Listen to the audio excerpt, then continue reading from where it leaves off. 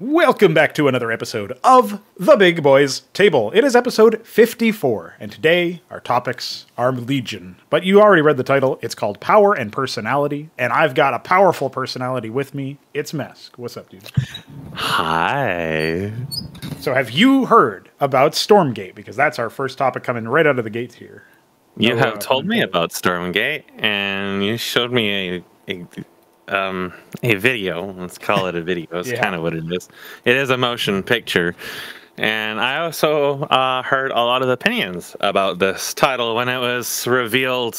I don't know, it was maybe at a game conference of some kind. That was a couple days ago. Fest, I think. Yeah. So it's, that's where I've heard it from, is from the two different sources. The other source being a casual but very large body server filled with people who think games like Doom Eternal are good. So their bar is pretty much as low as you possibly can go. So that's my experience with it.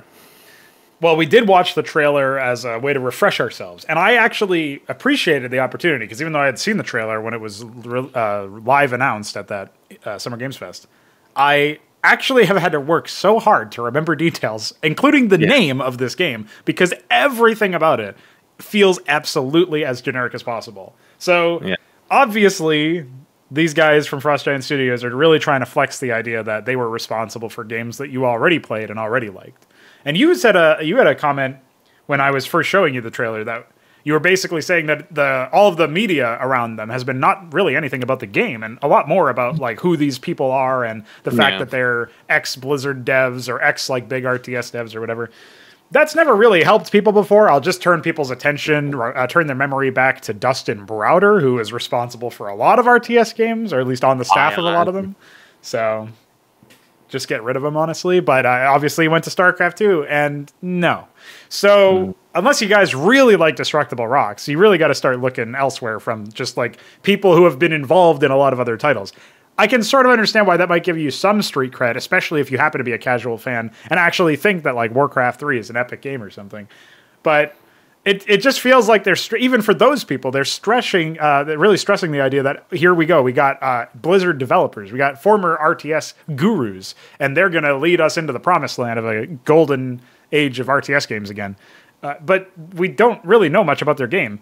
And another point that I made recently is that they've stressed so much information about like pandering to the audience and getting questions asked to them and reading every Reddit thread and every Reddit comment and all these other insane things that they at least assert. I mean, I can't confirm that it's true, obviously, but if you take them at their word, they're actually poring over their own subreddit. But it's a subreddit for their studio. It's not a subreddit for their game. I'm assuming they have one now that they have a name for it announced, but it's really odd. I don't think I've actually seen this kind of behavior where people have basically said, check us out, we're epic, before even seeing a game. Like, at least not in this kind of way. I think the only other example is also something kind of recent, which is Midnight Studios or Midnight Entertainment. I don't remember what it was.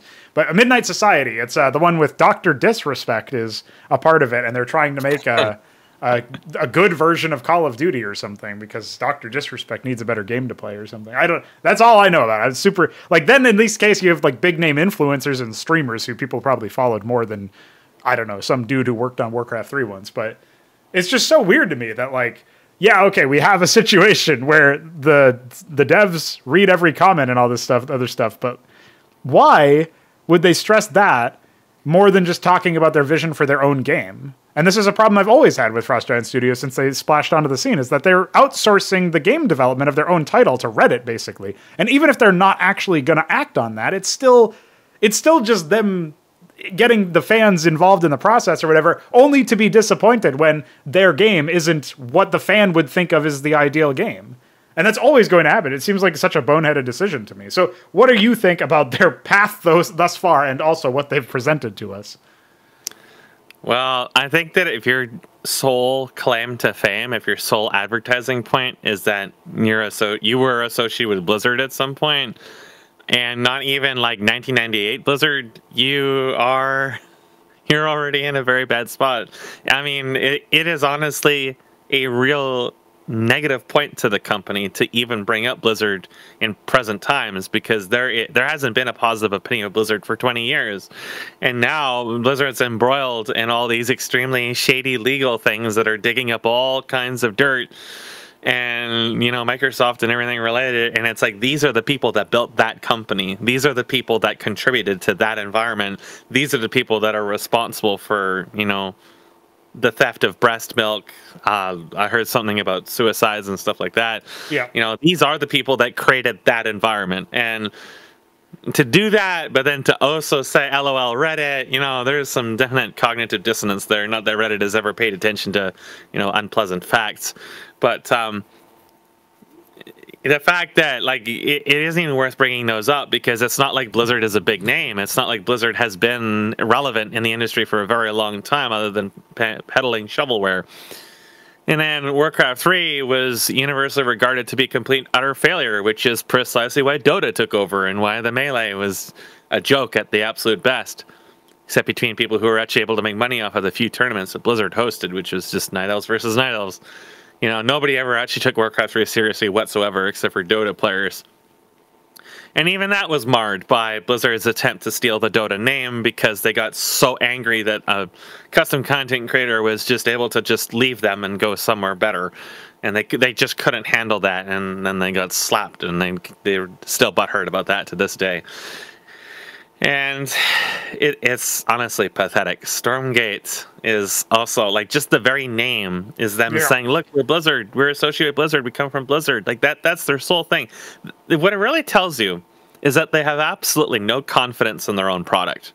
They have no confidence in themselves whatsoever. Their sole effort, their sole grab is that they're hoping to ride off of Blizzard's logo. And that in itself is pathetic. But then you actually watch the trailer. And oh my god, it's terrible. It's hard to believe that this is Unreal, that something this bad comes from Unreal. But I mean, then you have Immortal, and it's definitely like a race down to the bottom. There is so much wrong with this trailer. The voice acting is so unenthusiastic. The animations are really terrible, and the choreography. When you've seen Blizzard cinematics after StarCraft, and you get into Warcraft 3, where they establish, that Pixar trend, is that they have copy-pasted Blizzard's choreography down to the T within this trailer. They do not have a shred of creativity whatsoever. Not only does the trailer not manage to establish anything of any interest whatsoever, the actual fighting that's in the trailer, again, this is one of the reasons why you've seen a lot of commentary in regards to modern Hollywood, especially with the Avengers and stuff like this, is they have all these action scenes, but they manage to be so boring and uninteresting. It's because none of these people are good at choreography. You have all of the comedic slowdowns before the hits, and then of course none of the hits within this video pack any energy whatsoever. Particle effects look worse than stuff you can freely acquire on the marketplace, which is honestly fucking baffling. I just don't know how you make particle effects that look so uninteresting and bland in this. The sound effects are basically unprocessed samples from some freemium thing pulled off of Google image search or something like that, and they just searched in free sounds, and they looked around on the image search for a logo for a website that's look, freesounds.net. And they're like, oh, look, we can use that. And then they didn't even bother to process them so they sound like there's any acoustics or anything going on. The trailer is just so bland. And then, of course, you have the flying Diablos that don't fly. So they just comedically fly out like the Iron... They have to have the Iron Man sequence, too. It is just like that Riot cinematic. They have to have Iron Man. I really don't know what it is about Americans and Iron Man, but that when the Iron Man reboot became a thing, you just kind of started seeing this all over the place. They always have to have the Iron Man transformation sequence. Everything has to fucking have that. They had it in the last Riot video, probably others that I haven't seen, and then they had it in this one, and it's just there's so much more you could do with this other than just taking a mesh, splitting it up, moving it around the map, then attaching that to fucking matinee sequencer. There's so much more that's interesting. And then you've got the comedic audio stingers and the stuff like that at extremely predictable time. It's just... It is as generic and bland and boring and forgettable as possible. There's nothing interesting about anything that's going on. They have these winged demons that have this emissive map on them that looks really low resolution and awful. And they're just...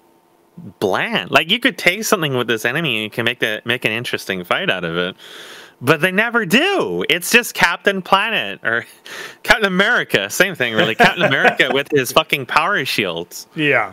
Except, oh, he's a strong, independent Y-mind now. Golly, that's so epic. But then she's white. That's not so epic. Yikes. You know, it's 2022. Well, don't worry. The human faction in this Stormgate game is called Human Resistance. And obviously, they are part of the hashtag resistance, dude. Yeah. I would if this had happened like 4 years ago, I totally would have bought that. That was like an RTS. Like, it spilled over, and they're like, not my president.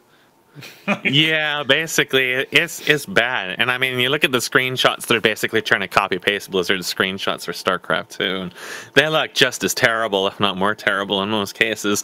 Like, the problem is that you can say you came from Blizzard, but you kind of need to say, hey, we learned from our mistakes. But they're not saying that. They're saying, look at us, we're repeating our mistakes. We didn't learn anything. And the fact they're not with Blizzard today tells you that they were ejected. They're failures.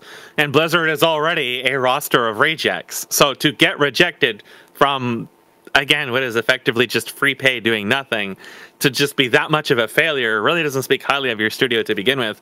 And to make that your selling point is it's cringe, my dude. It's cringe.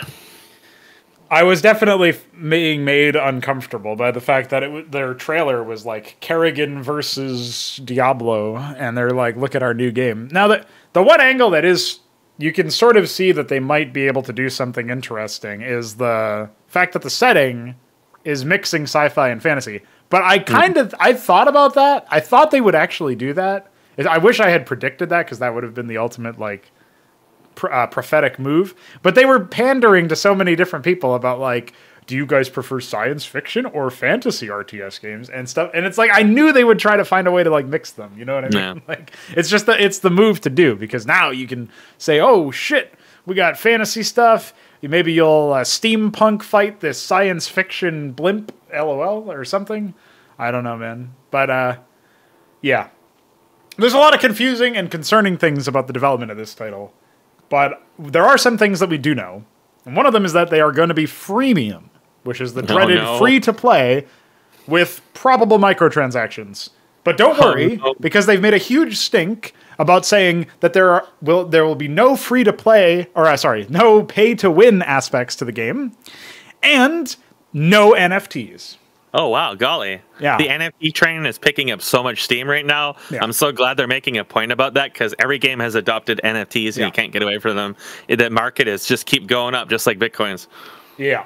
So it's just like why they decided to make that a separate literal, like, the text smashing into the background, like big block letters saying no NFTs, as if that's like a fucking marketing point, and literally using it as a marketing point. Like, well, that's just what they decided to do. I will say, to echo some of your points about the trailer, I was actually quite shocked at how low resolution that some of the stuff on that Diablo guy looked, like the power lines or whatever going up him. It's very common practice to use a lower resolution emissive map than the base texture. Not during a cinematic, more like when it's something in the background, like in the skybox or something. So, yeah. Well, it could have been that maybe that's like not that different from the actual unit model. Yeah, well, that was my first thought, is that these are the RTS view models that they just put in front of the camera because it's all they had. They're obviously a small indie studio.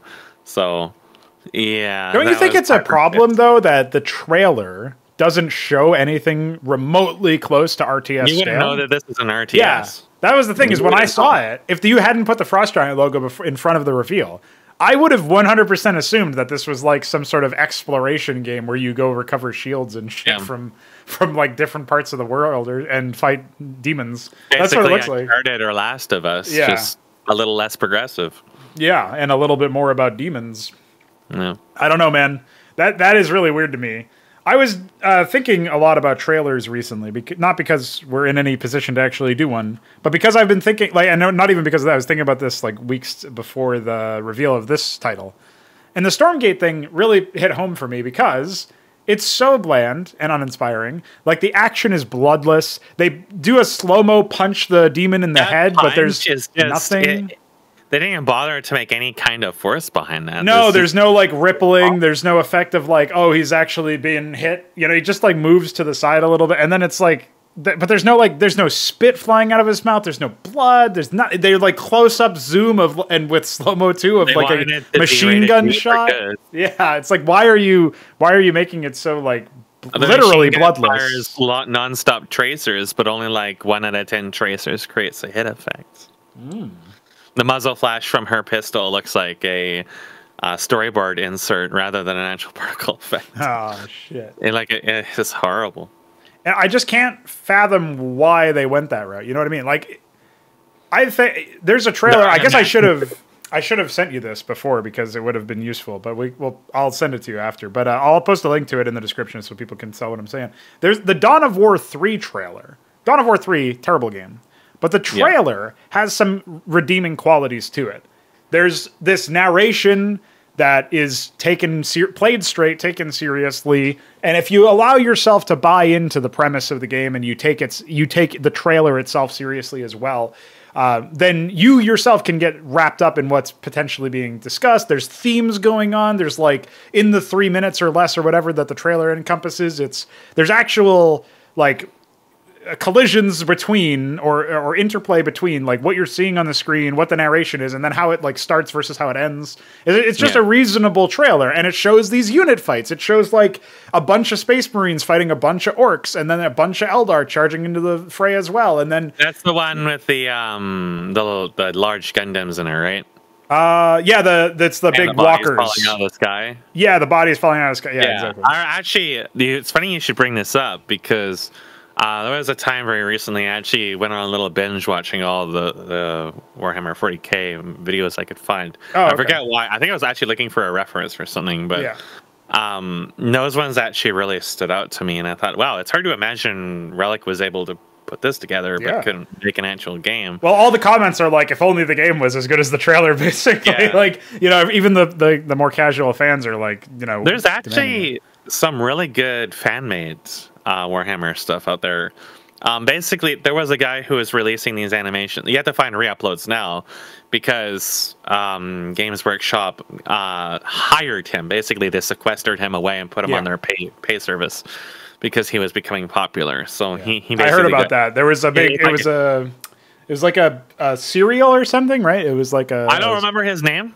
I just remember the videos, and they shut him down. That's effectively what it is, because he was taking away traffic from them because he was actually producing some pretty reasonable material. And it's funny you should bring that because actually the trailers was kind of really stood out, and I remember the Dawn of War 3 one being good too, and I thought that'd make a pretty decent trailer. It was kind of showing like what the scale would have been like. I mean, you know, if it was actually to scale, and you know, it kind of brought you more or less in the problem with Warhammer, and of course StarCraft and everything related, you know, is that you have something that's supposed to be really huge scale, a space opera, but a lot of like the campaigns and stuff like that, and the video material is really, really, really low scale because people are too afraid to get into scale. And then that was like the first real Warhammer series I had seen that really tried to get into the actual, you know, at least start to portray some of the scale of the stuff that's actually in the game. So yeah, those did stand out to me. The thing about the trailer for me that was so compelling was the fact that you actually get something related to what the game is out of the trailer, and we get none of that in the Stormgate case, right? But then in the Dawn of War 1 trailer, which you may remember has like it ends with the flag being planted and enemies or allies like reinforcements coming down in drop pods or whatever, and the flag has like bullet holes in it and stuff. And like it's a dramatized version, but it's literally what you do in the game, and you like put flags on requisition points, and then you spend the money that you get from those points on new units. So it's like requisition points. Yeah, it's not a good system. I'm not arguing for it on that basis, but you actually get that game and how stupid it was. Yeah, you actually get parity between what you see in the trailer and what you actually do in the game, and that never happens. Like think of StarCraft with the glassing that took 20 years for some asshole to mod it in, like me. And then like you don't get any of this stuff from like the actual cutscenes most of the time. So to see it in action like that is actually really, I think it's quite compelling. It's a shame that Dawn of War 3 ended up being terrible, obviously, but the trailer, if you imagine like all those bodies are like the aftermath of a single battle, that puts it into perspective. Holy shit. Like that's the scale. And that's sort of what they were implying. Would have been nice if they even showed that too, but you know, whatever, that's budget, I guess. But they had some pretty reasonable sequences where you actually get these cool unit fights instead of focusing on what I imagine are characters as opposed to units, like in this case, where it's like the main, maybe these are main characters or like this is their version of Kerrigan or whatever. Maybe they are just units. I don't know. But like the idea that you actually get to see units doing unit-based things like dashing around as banshees for the Howling Banshees as the Eldar, or like the way that the melee works for the Orc walkers, and the fact that they have all of these other walkers with... in general, like the tall Gundams and stuff. And you get to see the scale of the units. You get to see the scale of like the battles. The fact that you actually get a sense that this must be a strategy game, because how else would you see this many units? Like, you at least know what it's supposed to be. I don't know, man. It's really sad that they went that way with the Stormgate one. It's consistency. It's consistent with the world.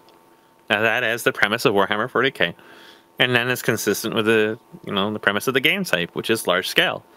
So you don't even really have to get into the specifics of how the units behave, but so long as the general prose is the same, and that is extremely important with a trailer, whether it's a cinematic trailer or a technical trailer or, whatever you're trying to make with it, it is something that needs to be consistent. And because that's really going to be your hook for a lot of things. Like there's another Warhammer, I believe it's Inquisitor, which was a newer one. Yeah.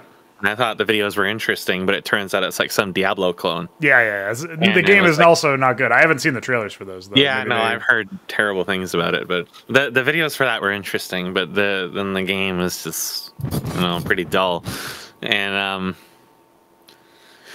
the other thing about Warhammer is it really is just supposed to be about the scale. Yeah. And there is the thing about what I really hate about trailers and scale is they're really afraid to get into scale, and they will hint at scale instead. They'll dance around it. So, and one of the expansion trailers, I believe, for Dawn of War 1. No, it was Dawn of War 2, maybe, where you have the Space Marines. They fight the Elder. They defeat the Elder.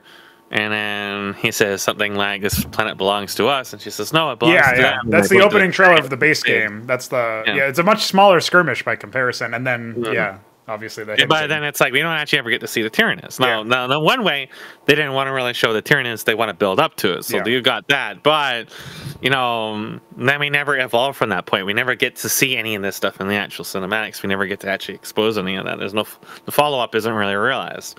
So that's one of the things that really frustrates me a lot about these games, like StarCraft 2 and stuff too. Is we hide from it. We hide from everything because people think it's so expensive. Wow, to make these cinematics, it's not really. People do waste a lot of money in them, but there's a lot of effort placed on the emphasis of these dynamic moments and these slow cuts and stuff like that. So I guess really the closest you're going to get is like Legacy of the Void's intro trailer. But when you have Legacy of the Void's intro video, it is not really connected to the game either. There's so much in there that makes no sense at all. Like the Archon turning into a black hole or whatever it was. Yeah. Like that is just not a thing that exists in the game. It's not even an upgrade in the campaign or something. Then the pylon that's like 80 times the size of a zealot or whatever. There's no connection at all. So I mean, they got some of the scale in there, but there's no correlation to what the game is actually like at all. So, obviously when you're making a cinematic, you're not usually taking in as much of the compromises that a game takes to be a game, but you do have some responsibility to establish consistency. This just brings us back to when I talked about Apex and how I was trying to be really consistent with everything the characters were set in doing and everything that the mission design was based around and everything the world is based around, and then the stuff that actually happens in the game, which means you have to account for people being able to plop down a starport and turn a bunch of blue minerals, sonic minerals, into a fucking battlecruiser within a fairly short amount of time. In StarCraft 2, I believe at some point it said the Dominion only has 50 battlecruisers, which makes absolutely no sense whatsoever in any context to the rest of the game. And then it doubly makes no sense when I say, like, hey, any given map I have access to starport and battlecruisers, I just plop down a starport and suddenly I got 50 battlecruisers. There's no connection at all. You cannot suspend disbelief because you don't even make the attempt. And the trailer is where that first begins. And I think that I haven't really seen it myself, but I have this inclination. And that kind of one of the reasons you see that is because people didn't really like cinematic trailers because they were so different from the game. And then that's when you saw this uprising of in-game cinematics. But then for some reason you saw people that thought that was too high budget and they started making comics instead. So we had like Diablo 3. And you know, when you've reached the comic cinematic point, you know, you're well past barrel bottom. And then there's just no point in even having a cinematic at all anymore. I may as well just have a blank screen with a narration. So, but like, at no point where really any of these is consistency established, though, because there's always got to be special rules for the way things are done in in-game cinematics.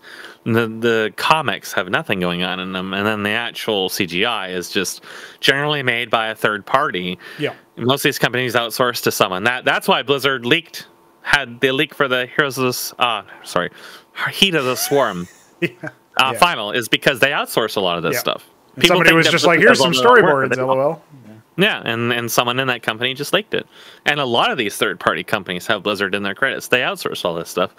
And then usually those are given a storyboard, may not even be related to the game whatsoever. They don't even make the attempt to keep it consistent with the game, and the other company has nothing to do with the game. So at the best of times, it will be inconsistent, but in practice, they're just unrelated. Well, when the developers say 3-eye Templar to make an Archon or whatever, then they don't even know their own game, obviously. So that was at least in reference to Brood War and not StarCraft 2, by a StarCraft 2 dev, but still, it's very embarrassing. I know they like 3, but come on, dude. Come on, dude. Yeah. So this kind of neatly goes from talking about trailers to talking about like the first impressions and talking about making sure that things are consistent. Brings us nicely to the second topic, which is Cosmonarchy Brood War, which you obviously played a little bit with me, and then you also with Veek as well, and then you were playing a little bit before that, or attempting to, and probably getting pranked by various issues that were downstream of like plugins and updates and bullshit that we're obviously going to try to resolve. So I wanted to basically pose the question to you is, assuming we resolve some of the more obvious things about like getting a clean installer easily done and all this other stuff, wrangled so that it's not actually a nightmare to set up. Once you are actually in the project, what were your general impressions and sort of what do you think is like the, you know, I'd sort of asked you some version of this question after we were done playing, but do you have like a sense now that it's been a little bit since you last played it that there's like a lasting thing that's pulling you back towards exploring more things, or do you feel like maybe it's something that you're gonna wait until there's more updates for? And do you feel like there's a specific thing that was like a major flaw? Just I'm trying to get, you obviously have plenty of RTS background and you played an earlier version of this, but I'm still really interested in hearing people's takes when they're experiencing something for the first time or for the first time in a long while. And it tends to be pretty valuable to get that new player experience in that sense, even though you're not exactly new. So I wanted you to give it to me. So first of all, the installation issues were mostly because of me. It is really just because of GitHub. I don't like their interface. And I think I just somehow got confused and had installed the wrong plugins. I maybe grabbed them from the official release and then the exe from the that could have caused issues. And so it's less of an install issue. Like, I definitely don't want people to get the impression that, oh, wow, this guy is experienced with modding and he had issues installing this. This must be more complicated. No, it really isn't. It's just not really paying attention. So some kind of error handling that tells you when some versions are different or something like that, or just a release package that isn't on GitHub will immediately absolve any possible issues of resolving this. But I mean, even then, dealing with that is still very minor in the grand scheme of things. Like with custom content, like let's say for example Skyrim, the process, even if you use a launcher, which by the way you shouldn't because they're all shit, and they will fuck your shit up badly. That is much more involved and much more complicated and much more prone to errors. So definitely don't get the wrong impression just because I had some issues with it. But on to the project itself. So my first impressions kind of coming into it is, of course, that, the assets are kind of all over the place because you've got you do have one guy who, in my opinion, is probably one of the best people who's ever made graphics for StarCraft, because this DF who made the ion cannon and some of your other edits. Because I'm not sure if he's taking these as something else and rendering them. I don't think so. No, he's remodeling them using the sprite as a reference. So he's done that with the ion cannon, the Fulcrum, which used to be factory, the machine shop, and the medbay is a completely new graphic. So that's like the barracks add-on. So what really stood out to me, especially with like the ion cannon and the factory and stuff like that, is that he's managed. They are very clearly different rendering, but they're not that different. It is the closest I've ever seen to the source material, and the materials, the textures, and the stuff like that are all very well done, and there just isn't any comparison that I can think of, except for like Gundam Century or something like that. But this, when you take something like Gundam Century as an example, you have to understand that, you know, he's made his whole suite of graphics, which means they're consistent to each other, and they're not trying to be consistent to the established game. Whereas these graphics are trying to be consistent to the established game, and it is honestly, you know, unheard of for graphics to look like this and be consistent with a game like that. So that really was one of the things that really stood me out. Is there's definitely a lot of consistency issues with all the graphics because you used a lot of ripped ones, but you do have some custom ones in there that were actually hand built for this, and those ones really stand out. And I would just honestly just have them go through the entire fucking game, just remodel everything, because you know that would absolutely serve to benefit the project. So. It was more really with an issue with the ground units. With the air units, it's like I'm sort of used to stuff being inconsistent because when I was building this stuff early on and making the fleet projects like SYC and UF and stuff like that, the renderings I really struggled with renderings. And I didn't even have an established convention of rendering until we hit UF, which was like 2003. So I was well years into making projects by that point. The early ones were literally just like use anything you can get your hands on. There's renderings with perspective that I've MS painted on the player colors. It was just an absolute disaster. You know, stuff I ripped from places. It was a disaster. So I can read the air units, but with the ground units, it's a little tougher because different lighting, different colorings, and stuff like that. A lot of them are smaller as well than the air units. So, like the small silhouettes and the small shapes just mean that it could devolve into a mess when you're looking at so many of them. So, I feel like that if it was my project, I probably would go through a huge pass on the audio for attack sounds and stuff like that, and some of the death sounds. Mostly because. Well, this is going to be a complicated thing to get into, but it's just like autism. Like autism/OCD, where I really like audio to be absolutely perfect. Sure. And there are some attack sounds that to me don't sound quite like attack sounds. They don't sound quite like they fit the repertoire of the existing SE sounds because they have a very specific kind of character to them. And it's just something that I would probably really tweak with a lot on the new units with the attack sounds and some of the ground units animations, where sometimes with some of like particularly the Terran units or some of the Protoss ground units, they don't really look like they're attacking sometimes. I'm thinking specifically of one of the smaller mech units for the Terran. It was like a gray robot, two-legged robot or something like that. The Cyclops. They kind of like crouch to attack, but it's very hard to actually tell they're attacking. Oh, the Blackjack. Okay, that's what the one you're talking about. Yeah. Okay. Well, they have a muzzle flash, but maybe it needs to be more involved or something. Yeah, some of them, it was just kind of like really hard to really tell what was going on. Sometimes I couldn't tell if they were dead or not because they do have a death animation, which is good. But then their crouching one is also for attacking too. So there was a little bit of getting accustomed to that. They kind of really like that one really stood out to me as an example. But there was like a bunch of attack sounds that might have changed, and or otherwise added some effects for it. That said, compared to the older version, there was reads for overlays now, which was really good. I didn't know what they did, but I could see that they were there, so I know something was going on. So you know that's the first step to figuring out that there is actually stuff going on. So having the extra reads was really good. Obviously, with this version of the project, now you have MBS, which is just that's sort of a null thing to me. But you have removed supply entirely, so that was a big change to learn. And I don't really have an opinion on that yet because I haven't really played enough of it to really get a good grasp of it. But it's sort of one of those leverage weighting things where I discussed upgrades. and upgrades versus higher tech. And this is kind of like it reached that point where it's like, well, now you can shed supply because your macro play is going to focus more on tech and dealing with other stuff like that.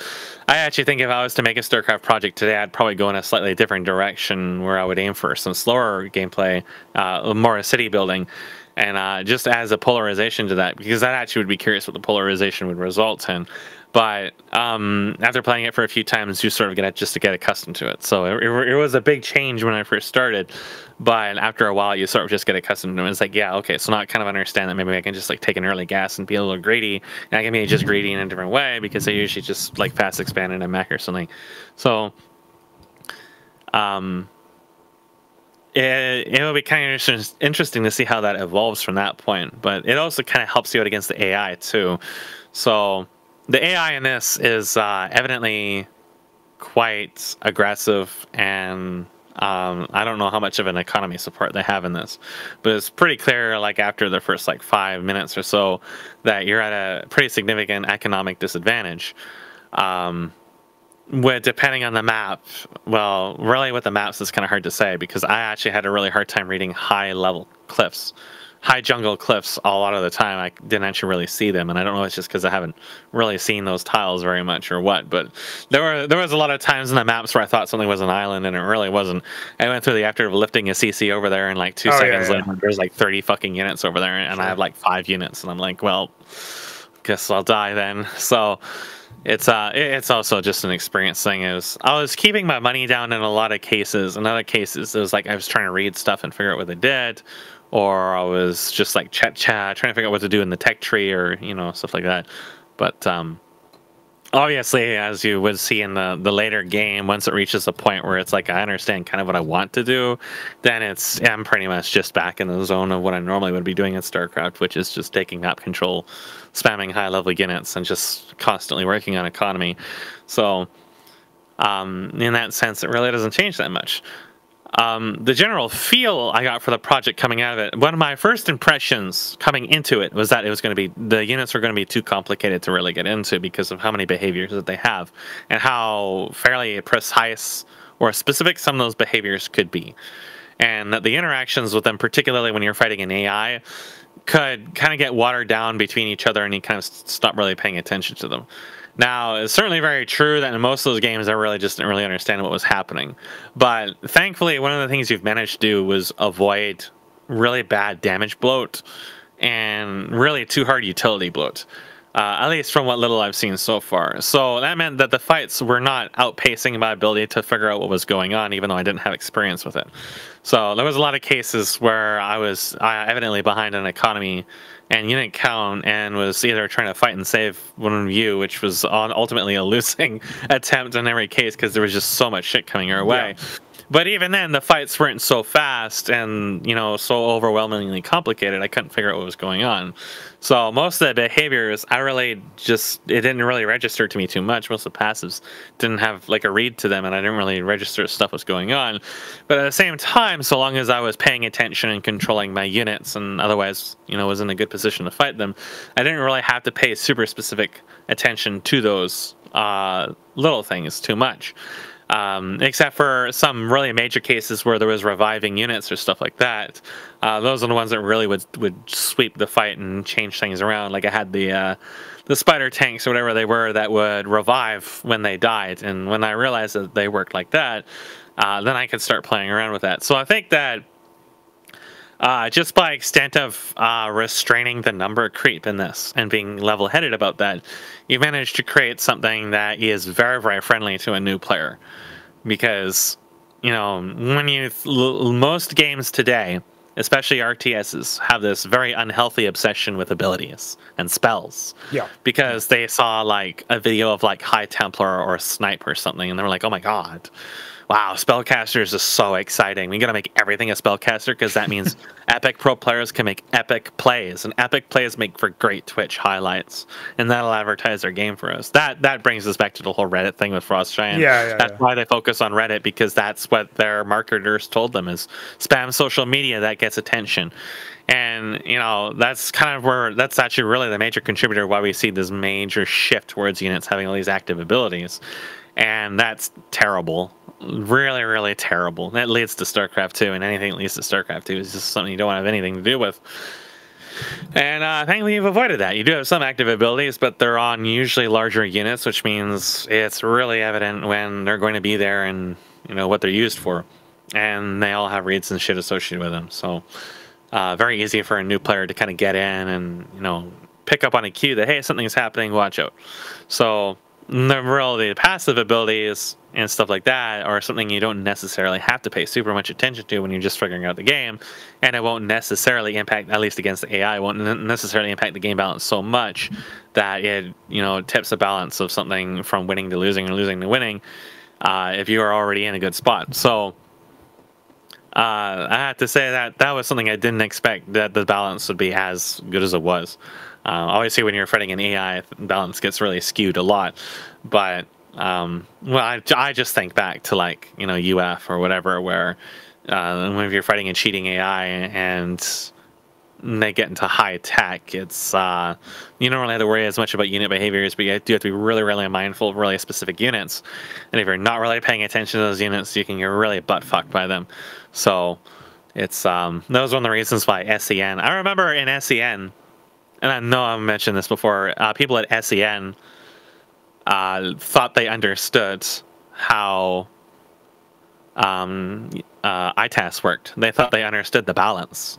They thought that, oh, this is overpowered. Blood Moons are overpowered because they do high damage, and the Undead are overpowered. And I played a game with them. Ooh, that was some thunder. If I flip out, you'll know why. Okay. It's they thought that the undead were overpowered and that this one unit was really strong, and I'm like, it has a minimum range to it. And we played a game where I played as the Confederates, and they were the Xenon Project, I think. I don't think, Confederates were nil at that point. And I just wiped the floor with them in an instant. Yeah, and it wasn't even like a contest, and it was just like, because I just understood the basic fundamentals of the units. Now, I didn't hold anybody at SEN in even any remote high regard for understanding how the game works or how it's balanced, but the minimum range thing was kind of something you ran into immediately with those units. So to not know that meant that they just didn't really play it. Sure, yeah. And that was kind of like the experience I expected coming into Cosmonarchy, is that I haven't really played it, and I certainly haven't played it against the AI or against players. So I was expecting to kind of get blindsided by certain behaviors like that. And the only time that really happened was with certain revives. Is that I didn't really see it coming. Like there's a ghost unit or whatever that can revive stuff that's around it, and that completely caught me off guard. And I remember you mentioning reviving, and I actually had no idea what you were even talking about until I looked back at your video, and I was like, oh yeah, that's those units. That's what was going on. Yeah. So that was really the only time that really came up, and that was for really like a late game thing. So it wasn't as big of a deal as something like the ITAS experience, where it was like, these are core fundamental major units that people don't even understand they have a major minimum range on them. And when that came up, it was just like a no contest that they were going to get destroyed by this. Cosmonarchy I actually found extremely easy to get into once I understood that the economy play was going to be different, and that economy play was really like an emphasis. To me, it felt, although the units had strong passives or innate abilities, and you had high tier stuff, it was still a game that ultimately focused more on economy because of the tech tree changes. So in some respects, it actually really reminded me a lot of Apex. You didn't really have like the high level defenses, right, or the tech depth, or some of the other stuff that Apex had, like the injectors. To me, it kind of reminded me of like an early version of Apex in that regards, where Apex became a fundamentally economic game for a while, where you really, really, really wanted the money to be able to sustain high-end production. And that is really what this reminded me of, where if you were trying to 1-2 base it, you could try to take high tech, but then you had to be really, really, really scrappy with everything that was going on. It's just the general the way of emphasizing that low economy play is really challenging in those games.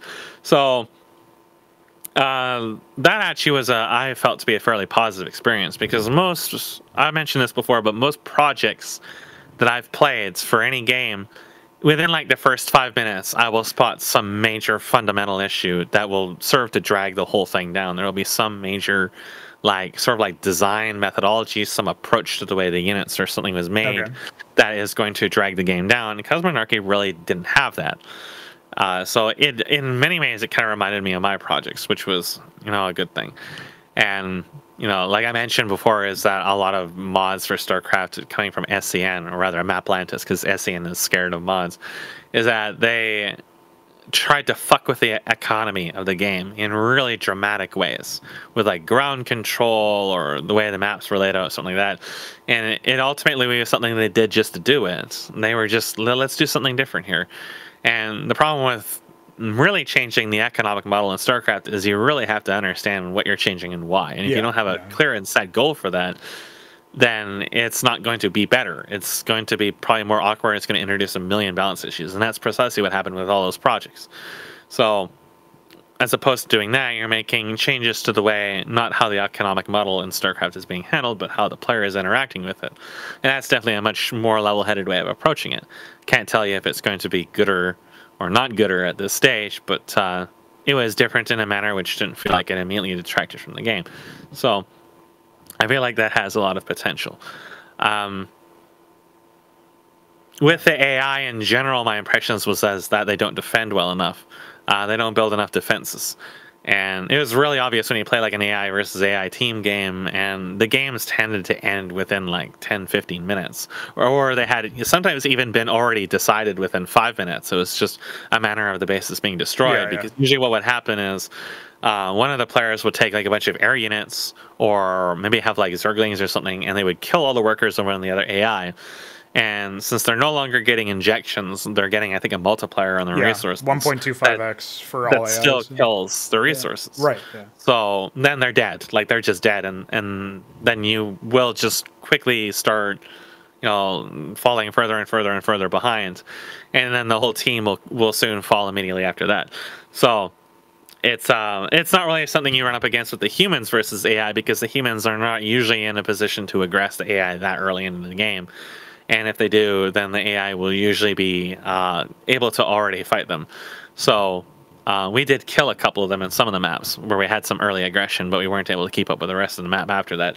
But usually, like, there was the one map where you brought in a bunch of Marines and it had vultures, and then the Zerg literally had nothing and couldn't do nothing about it. And he was doing some greedy openers. So, the thing about the AI is that they have a lot of systems that are you don't necessarily expect. So on a team of, say, 4 AI, on any team, the maximum number of greed builds they can run is 1, and the maximum number of rush builds they can run is 2, and that's all decided random at runtime, unless it's set. You can override that as a mapper or whatever, but if it's just like a melee mode, that's basically what happens. And so they figure out, like, okay, I want... like, my team composition is such that I already have like one guy going greed, so I can't go greed too, because then what if we get rushed, is basically the reasoning. Yeah. So that could probably be turned into something more complex, especially cooperation between AI is something that should probably happen more. They do defend each other much better now, but if it's all super early because like one of them went a rush build and the others didn't, then they might just be their workers might be killed before the attack is riposted, and that's sort of like what you were talking about earlier. Yeah. We're also sort of exploring combating that with just larger map sizes, but we don't necessarily want to make rushing invalid, obviously. We just want to make it so that it requires a bit more skill. When you get air units so much faster in this, that I think rushing will always be viable.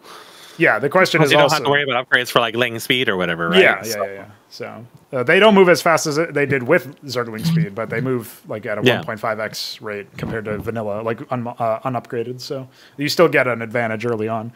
So the larger map thing is probably more like a balancing lever than it is... and obviously it's like a per map basis anyway. Like maps with shorter distances just mean rushing is more biased and game times are going to be smaller. And so if you were running AI tests on like Kakadu Port, which is the nighttime installation map thing, then that's a map that is like notorious for being rush heavy because it's really, there's not that much distance. And it's probably also not that very defensible. It's an older map. It was made before we evolved the sort of like understanding of how maps probably ought to be designed to maximize potential for different strategies to be successful. So one of the points you brought up was really interesting, is that you're talking about stressing the economic aspect of the game and how, despite all of the different abilities and behaviors and stuff, it still felt ultimately like a game where it's mostly about economy. I have a couple of different points here. the units like the Goliath at the Fulcrum or the Drakadin at the Gateway, which is formerly Dragoon, some of these units are essentially supposed to be like a tier 1.5 unit, which basically means you get them at tier 1, but they pack much more of a punch than a conventional tier 1 unit. And as a result, they are costly. They're much more costly. And most of the time, you're balancing this by saying, like, heavy mineral cost, like the Goliath is 200 minerals and 50 gas. That's almost as much as a whole factory, which is 250 minerals and 50 gas. So it's very similar in cost to that. But what you're getting is this unit that's like able to probably 1v3 Mavericks, maybe even if they're stimmed, because they have 2 armor, so they riposte like early damage from something like a Marine or whatever. And then, so you get this unit that's very powerful against other tier 1 competition and can still hack it at tier 2, maybe even some tier 3 interactions. But you pay for that by not being able to raise as many other units or by delaying your tech because of the gas costs or something. And that's like a deliberate choice to try to make it so that the player can choose to remain at tier 1 for longer periods of time. And they are making a choice, but they're doing so while getting much more instant action and reward. Because in order to really actualize tier 2, you played a lot of Terran, so you know this, you have to not only save up 600 gas for the engineering bay, but then you have to equip all of your facilities with the add-ons to get access to tier 2. And then you have to spend money on the tier 2 units, some of which may take as long, if not longer, than the tier 1 units to train. So all of that put together, it means that you have to pay this really big tax in infrastructure, and then you can really express the power by spending similar amounts of money, maybe a little bit more, and similar amounts of time, maybe a little bit more, on facilities you already have to train units that are significantly more powerful, like the Phalanx, which is the siege tank. So there's all these different elements that I think really work together. The whole idea of the tier 2, or like a teaser for what tier 2 power looks like in something like the Goliath, being able to go head to head with tier 1 all the way up to tier 2, still be a competitive unit, have some selective success against tier 3 or armies with tier 3. And it becomes less about like fully upgrading your army to the next tier and more about augmenting your army with the next tier, because you have competent basic units at tier 1 that you can still benefit from. And so that was a thing where it's like Apostles, which are the unit that can revive, the infantry unit that can add a stack of revival onto a unit, are basically, they're like kind of like a force multiplier where you're going to get some of your units back after they die. And that obviously means that a Maverick, a Marine, might be 2x as valuable depending on how the battle range is out, right? So you might basically get an extra one for free. You might get more than that if you can revive multiple times. So it's basically just a case where you're definitely encouraged to use these tier 2 units, sometimes more as specialists or supportive units, in a way that really does make a meaningful change to the game. The revive is a tier 2 thing, but it's selective around, like, it's centered around casting an ability, which means that there's an APM cost involved. There's obviously the energy cost. There is a tier 3 unit that is shared between Terran and Zerg that you can deploy, and this unit just automatically revives units around it as an aura, but they get less HP than they do from the tier 2 unit. So it's because it's less deliberate, but it's perpetual. Like, this is now a unit that you have to really want to try to focus on, but it's very slow moving. It's vulnerable. You kind of need an escort. It can defend itself, but it's not great at that. So like, these are all the different balancing factors. And you were talking also about abilities and how you were expecting all the different concepts for the behaviors and stuff to really interfere and completely end battles. The cases where they can do that are really obvious, right? It's the nuke, it's the Star Sovereign that can glass the planet, it's like a series of ion cannons, and these are expensive things that require a lot of setup and require you to like take this slow-moving unit and move it over your base or something like that, to hold the nuke channel without being spotted, or simply to just set up the infrastructure for ion cannons or something like that, right? And so I like that the way that balance seems to be shaping up is that the stuff that is really powerful, for one, it's at a tier that's appropriate to its cost. It's like tier 3, tier 4, or whatever. But also, these behaviors are very obvious, make a huge read. They're very noisy. They call attention to themselves.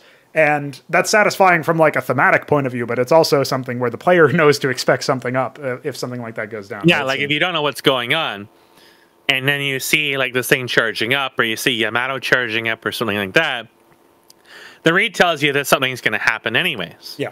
So it draws attention. So that's how you learn, is when something reads and says, "Hey, something's going to happen," and then something happens. You're like, "Oh, now I know when I see this, I know that that's going to happen." So that is, and then again, the most powerful stuff really being locked behind that really tells you that there's a path, a learning curve to this, and that learning curve is just in really just paying attention to what's going on.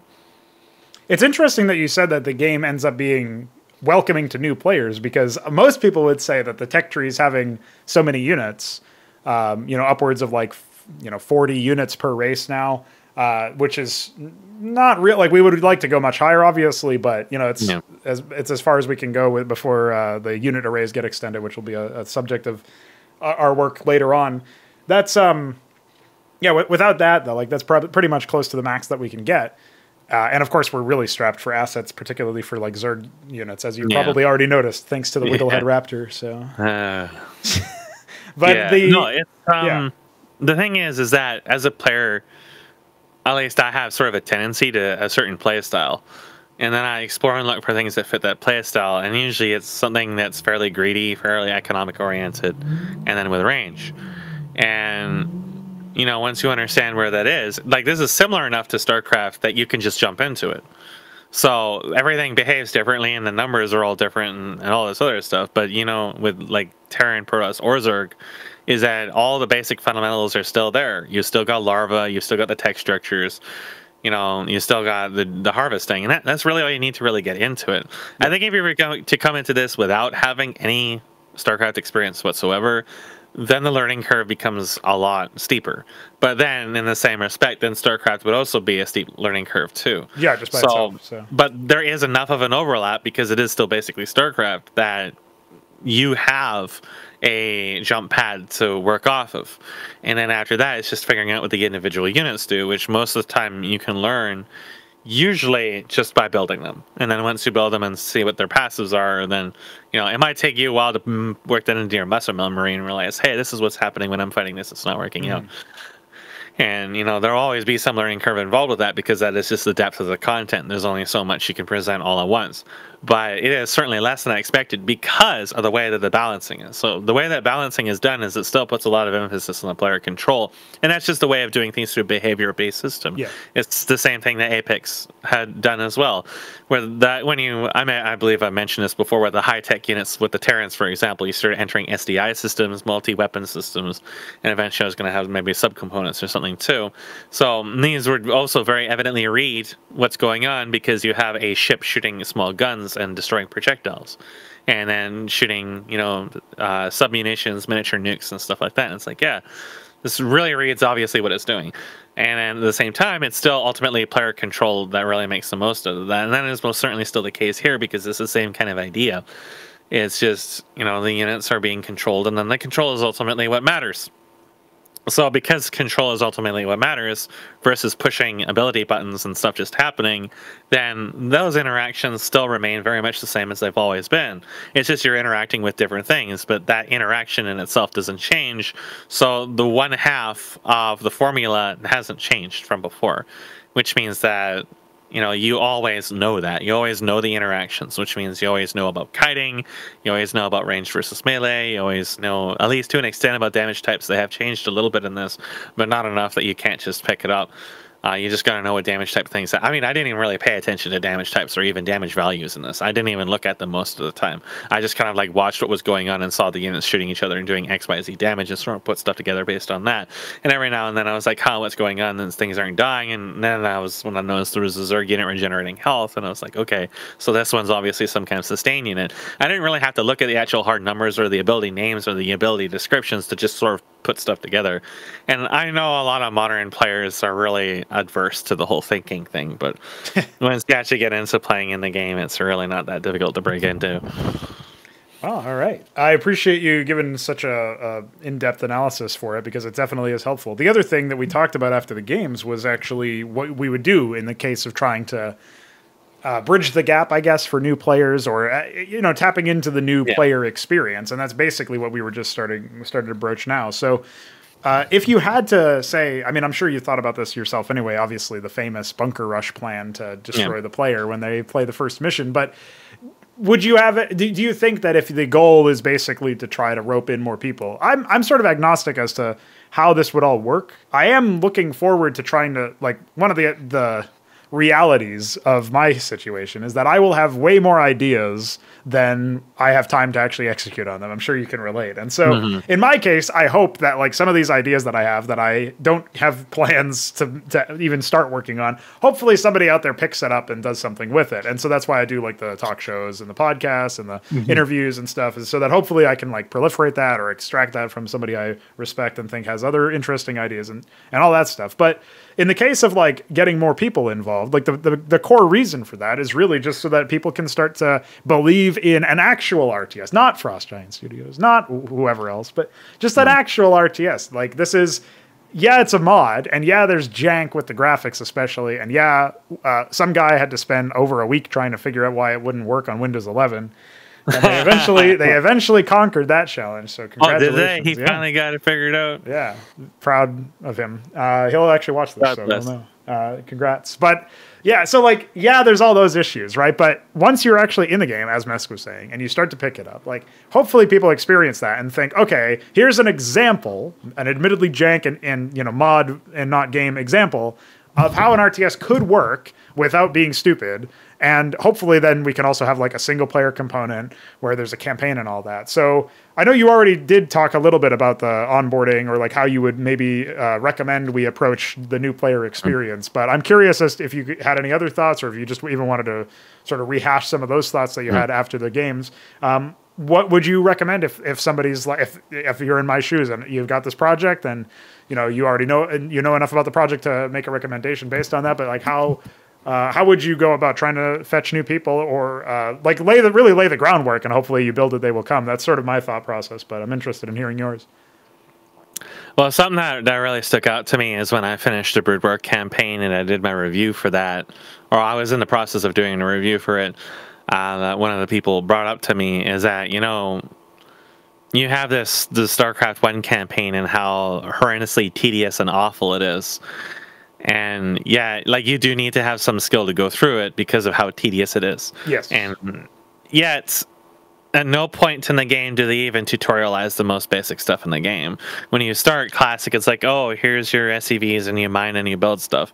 But they don't really go through the basics of the game. Like, you can build more SCVs per mineral patch you want to saturate. Like, that whole process is never explored. And it is quite easy to picture that Pardo, even in StarCraft 2, had no idea what mineral saturation even was.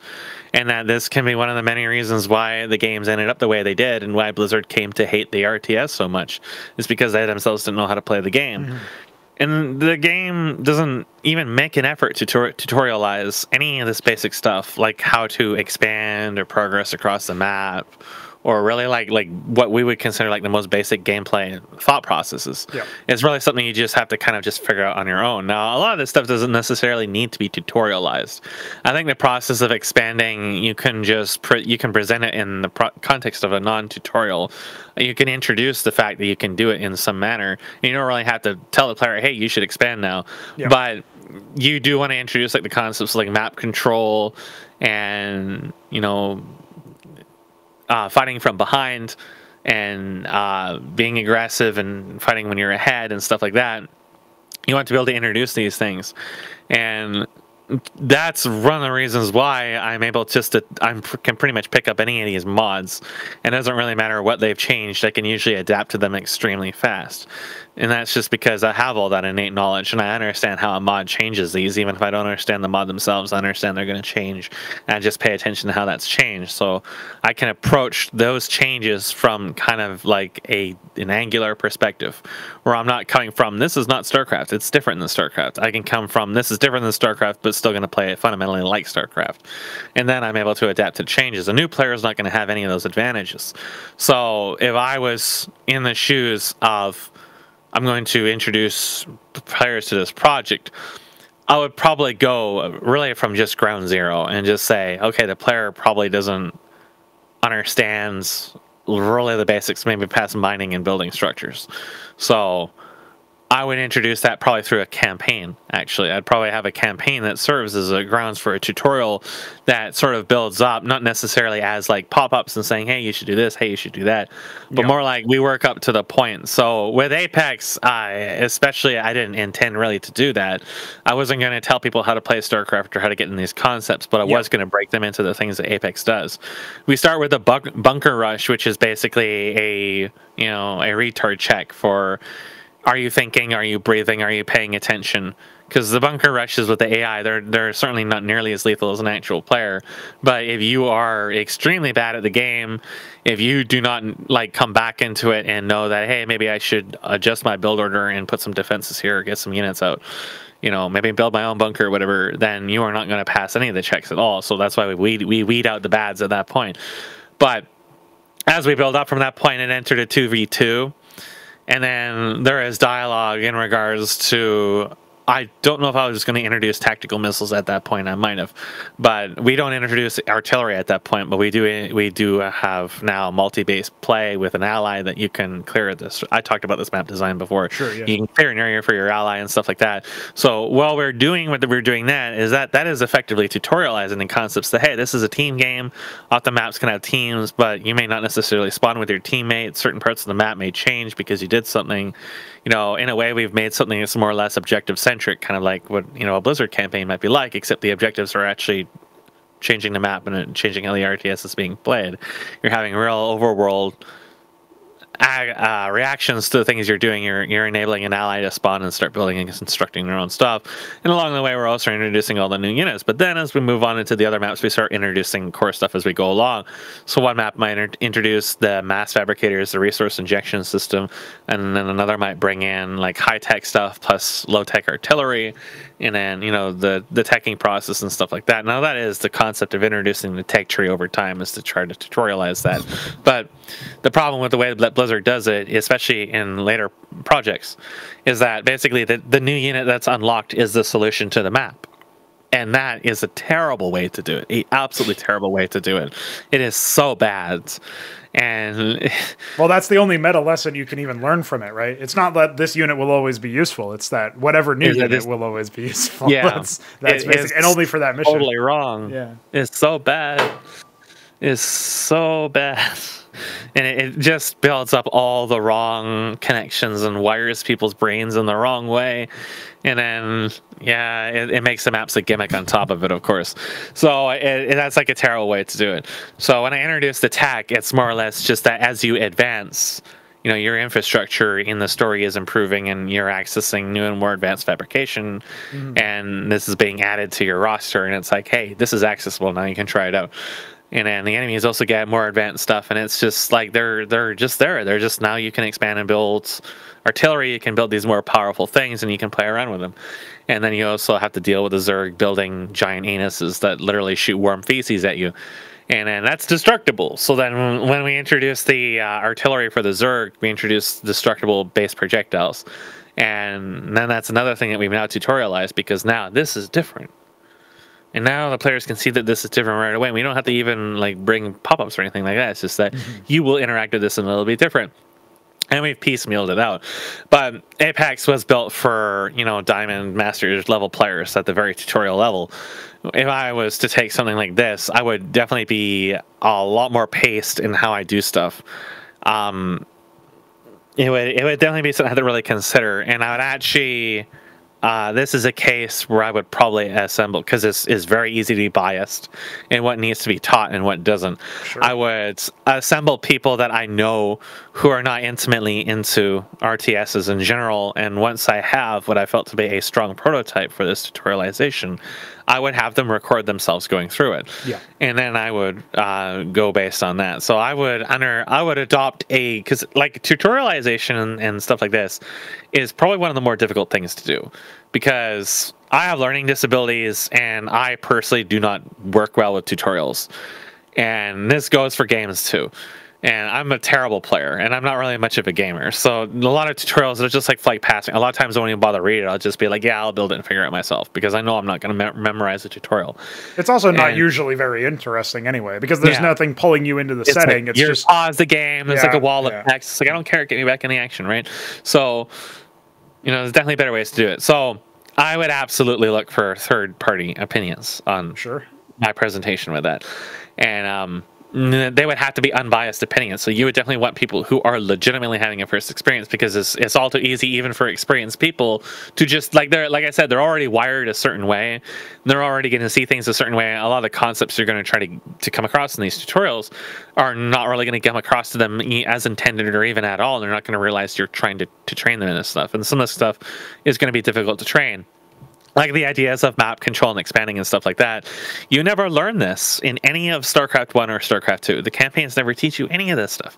StarCraft 2 doesn't even really have expanding at all. It doesn't have macro play. It doesn't have map control. The enemy owns the entire map. To come into the map and not have the entire map be filled with pre-placed units, that in itself is going to be such a wild thing. Players aren't even going to know what to do. They're going to be like, wow, there's a big empty map. What do I do? It's like, no, you got to start taking map control. You got to scout. Like, we had a discussion a while ago about scouting and the should we have a scouting unit and stuff like that. Yeah. And we entered the AoE versus StarCraft, and it's like, well, AoE actually has random maps and they tend to be a lot larger, so having a scouting unit can actually really be important for that, and it certainly wouldn't serve the same role in StarCraft. Like, you enter all these distinctions where you realize that people don't even really think about scouting in the obvious way with StarCraft, where it's like people think, oh, it feels bad to use a worker to scout. Well, then don't use the worker.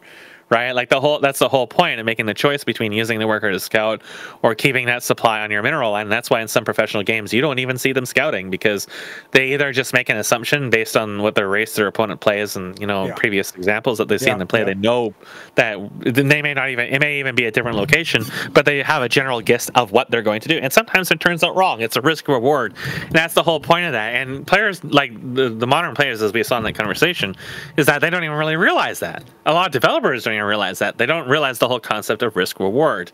And that is the kind of things you would want to kind of tutorialize, is the idea of risk reward.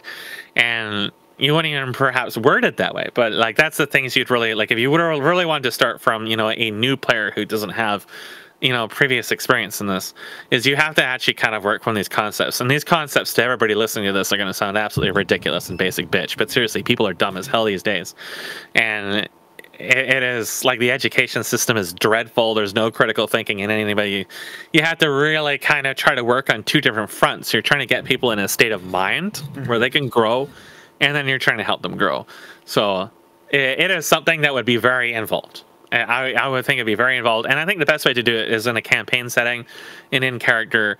That's the easiest way to rope somebody in, is to say, hey, you don't have to play, what you might conceive as being the more difficult game type against AI or whatever.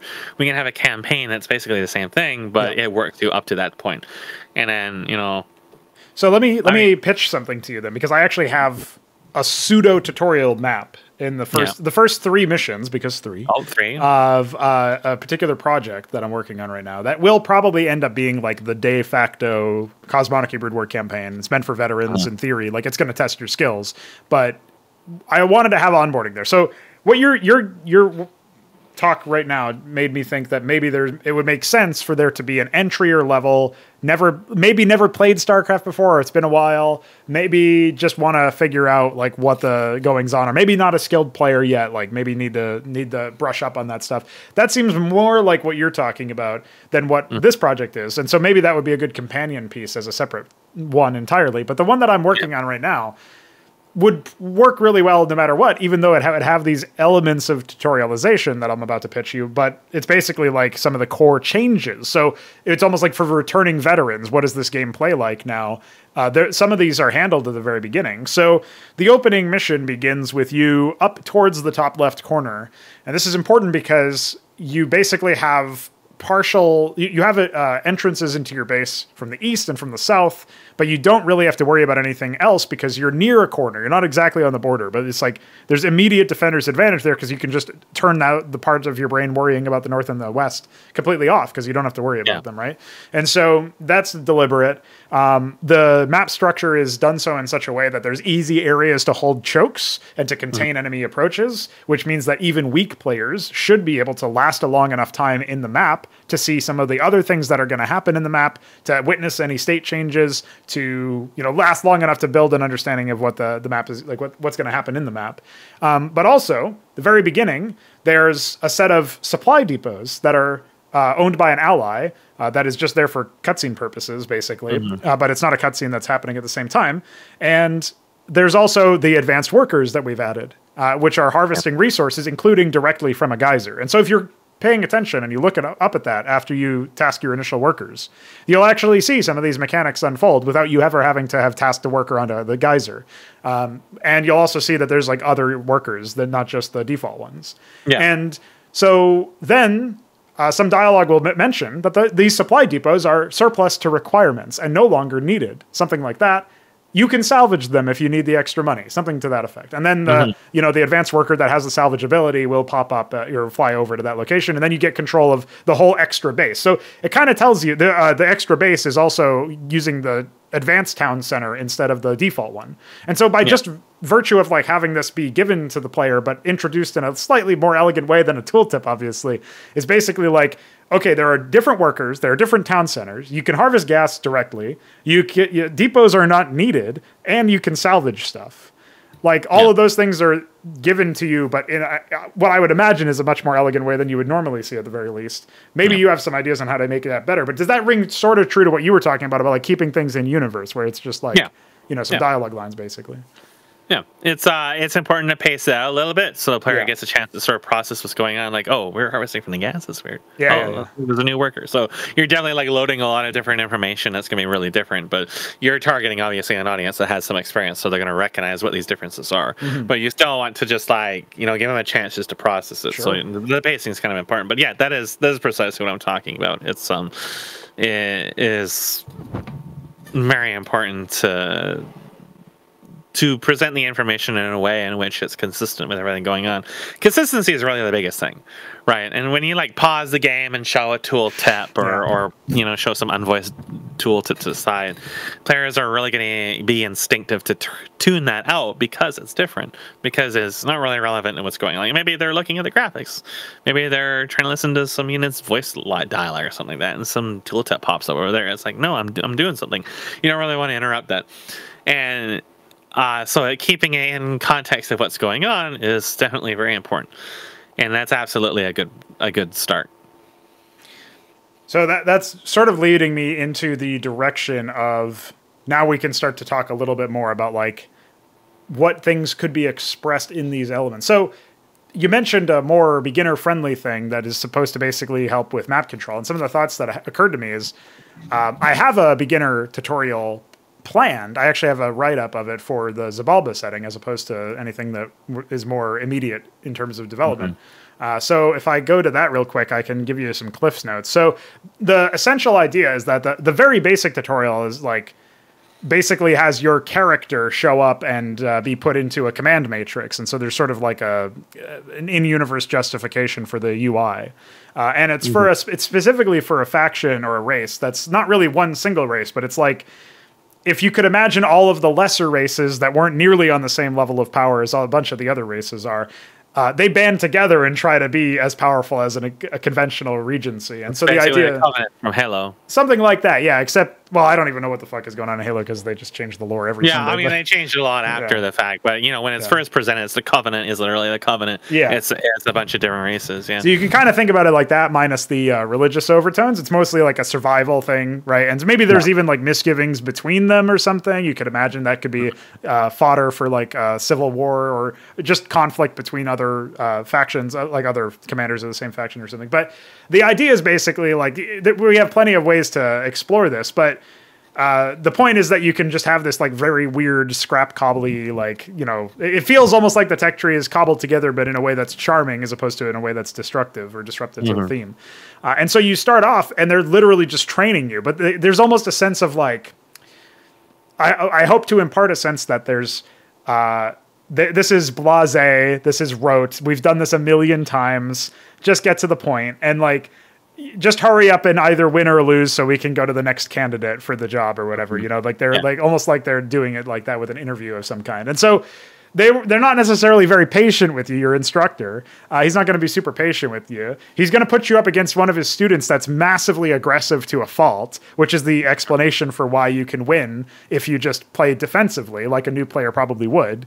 And so he sort of like gives you the rope, and then you choose to either hang him or yourself with it, depending on how you play it. So you can lose even in the tutorial, but the point is that you can easily see a path to victory potentially out of that. And so even in it's explicitly going to be probably called the tutorial, there's like this idea that, okay, yeah, you're going to be instructed, but it's going to be this in-universe thing, and we're going to use dialogue instead of these tooltips, and we're going to try to pace it out in a way that's reasonable. We'll probably have something like you were describing, I think, in the last episode of this, where you would just turn off dialogues if the player's already run the map before and encountered those dialogues, and then they could toggle it back on. We'd probably have something a little bit more different where, you know, if you're back again next time, then the guy reflects that in his dialogue. He's like, okay, you're trying again or something. And then depending on if you won the first time or lost the first time, he'd have different dialogue for you. So stuff like that, where it's like, instead of telling you again, over and over again, like, yeah, use your left mouse button to select the unit or something, we would have already gone over that. It's like, all right, you already passed the basic controls, so let's just get on to the next thing and stuff like that. And so you maybe accelerates it on return playthroughs unless you actually do reset it. But my idea is basically that we try to keep things in the universe. We try to have things reflective of the themes that are possible, right? And then the first tutorial that throws you into a situation where it's a 2 versus 2 map instead of this 1 versus 1, where it's like very much a tutorial, like it's a training day type thing. The second tutorial mission is basically you're playing as a different race now, a more conventional one, and you have a grizzled veteran battle commander as your AI ally, and one of his literal dialogue lines is, you know, if you get overwhelmed, just do what I do, basically, you know, stuff like that. And he also kind of treats you like he's not really super happy that you're his protege, but he's like, all right, prove that you don't need my babysitting, and then we'll talk about stuff or whatever. And that's like a mini campaign of like 4 missions, so you get a little bit of time to attach yourself to him as a character. But the main idea is sort of like keeping that in universe. But I also really think that the idea of an AI ally demonstrating some of these concepts that you're talking about with map control and expansions and stuff, when you just get a transmission from your AI ally saying, I'm taking another base. I mean, he doesn't need to say more than that, right? You just know that, okay, this is an experienced battle commander in universe. He's taking another base at around this time. First of all, I can take more bases, so that's something I learned if I didn't already know that. And second of all, I should probably be doing it around this time, maybe sooner, maybe later, depending on what's going on. And maybe there will even be some more dialogue about, like, maybe if he's delayed because he was attacked earlier, he might say, I should have done this sooner or something. And that can be all the dialogue you need to, like, understand that, oh, yeah, there's timings associated with this, right? And so, like, maybe that's something you want to do as soon as possible. So I feel like there's a lot of, I don't know, when I first started to think about this deeply, it took me a while to get to this pitch that I have now for these tutorials, but it also feels really silly that it hasn't already happened. You know what I mean? Yeah, it makes sense. Like, it's the whole consistency thing, right? Like, it's keeping it in the game, and that's precisely where it needs to be, and where the player needs to be, and where you want it to be. And that's most certainly a good way to do it. And I have thought about some things that are not quite like that, sort of similar. I was brainstorming a couple of days ago, actually. I was thinking, what if I ever actually return the Brood War and a lot of these problems I had with fix, like the data expansion and stuff like that. And it's like, what kind of a campaign would I structure? Because I still want to revisit the Apex storyline with the Iron Emperor and Anna. And I thought, you know, we probably would do a little bit of a different design or a little bit of a different timeline. And I thought apart, you know, since I was looking at doing something really different with the gameplay than what I normally was going to do. And I thought, well, how would I introduce the players to that? And I thought, well, we actually have a great in-universe way to do that, which is the Iron Emperor trying to get this creation of his to be capable of doing what he needs her to do. And in order to do that, he has to kind of like tell her how stuff works. And in the original Apex, it was literally you were just thrown in, and it's like, you already know how this works. You have your memories. So we're in deep shit, and we just need you to fix it. And I'm being interrupted. I'll revisit this in just a second. All right, let's get back to it. You were talking about the Iron Emperor storyline with Anna? Yeah. So when I thought about the storyline, I was thinking about I was probably going to have a fair number of missions. But I thought there was ways I could tutorialize that a little bit too, where the first part you're playing as Anna and he's kind of teaching you what to do. And then later on, when you play as the Black Squadron, you'll be playing as the Iron Emperor, and then she is your ally, and then you play around a strong ally. I mean, he would be a strong ally in the other one too, but she would be like the stakes would be a lot harder because it would be a lot later in the game. There would be more large scale, more stuff going on. And then at that point, you're like playing with like the most powerful, the maximum strength AI there is. And then you're playing like really like high stakes, large scale stuff with that. And then you're like, we tutorialize it in a different way. And they're really, I think one of the main things to take away from the ideas that I really was trying to settle with is, first of all, you shouldn't really feel like a tutorial that you're going through it. And what you're going through should be really relevant for the rest of the game anyways. It's just a part of the game that's just teaching you stuff as you go through it, and you don't really quite realize that's what it's... I mean, you know that you're being taught stuff, but it's not really feeling like, you're being instructed. Then we're going to get to the game afterwards. So having also, grounding with all the characters and stuff that we have within the rest of the game too is important too. And I mean, I guess most games really have that because we introduce, a lot of main characters, whatever, in the tutorials, and we go with them from there. But in a lot of cases, though, there's a lot of times the tutorial is sort of like detached from the rest of the game. Yes, yeah. And you don't really revisit either the areas or the characters or really even a lot of the stuff. And the interactions tend to be very tutorial-y and very kind of forced. So that's something I just try to really avoid. And because in Apex, you really are just in a perpetual state of learning because there was 10 tech trees and you're building up throughout the game, and the stakes and stuff are increasing and stuff is constantly changing, and new factions are showing up all the time. So you're always kind of trying to learn something along the way. So that's really just like the part of the ever-evolving process of recovering from the events that start the campaign, and then fighting opponents who are also changing, and then a changing world of war.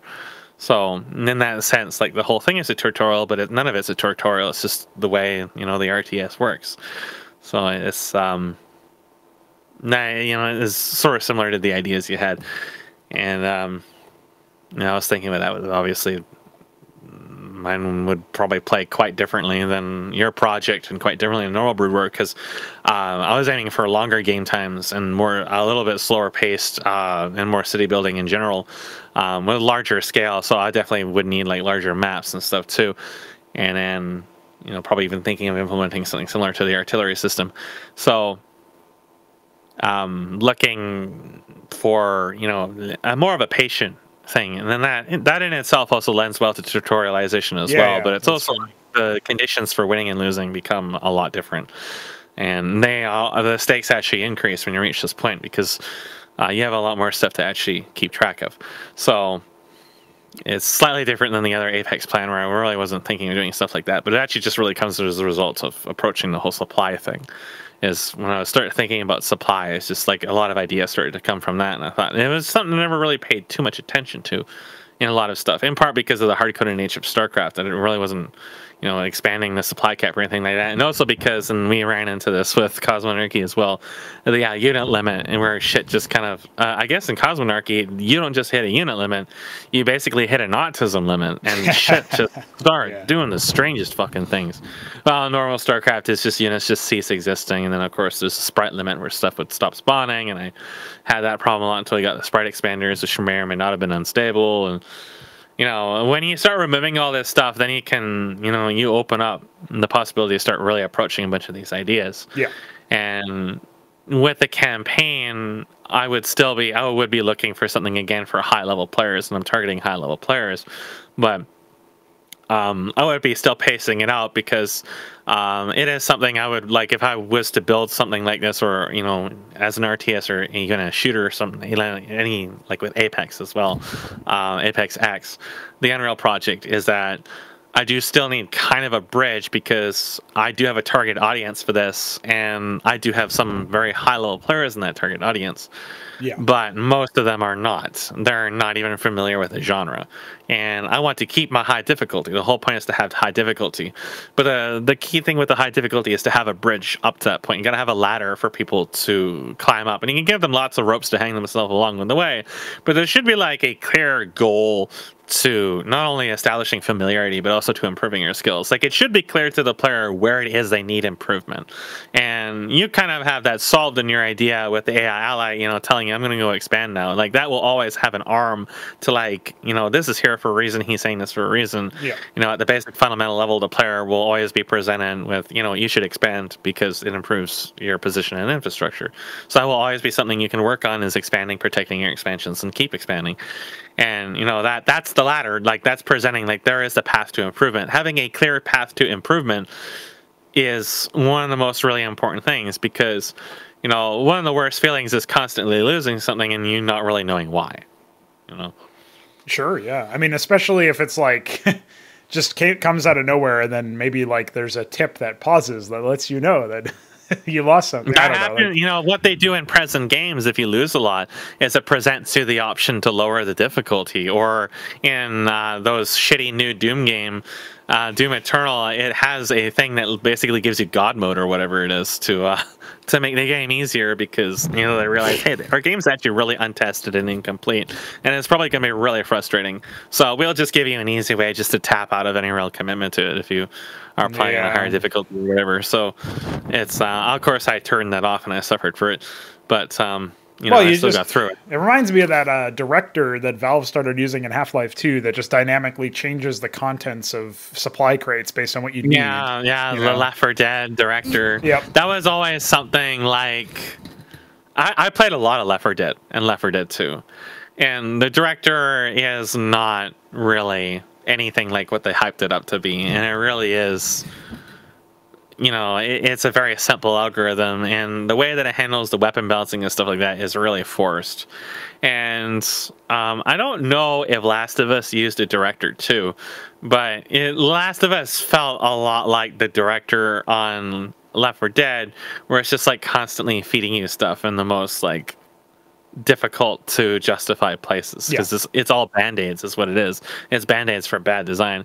And with the director and Left 4 Dead, it's like it doesn't actually really change the game that much. Like, sometimes you might have a weapon, or sometimes you won't. Sometimes your ammunition might be different. Sometimes you get bad spawns or whatever.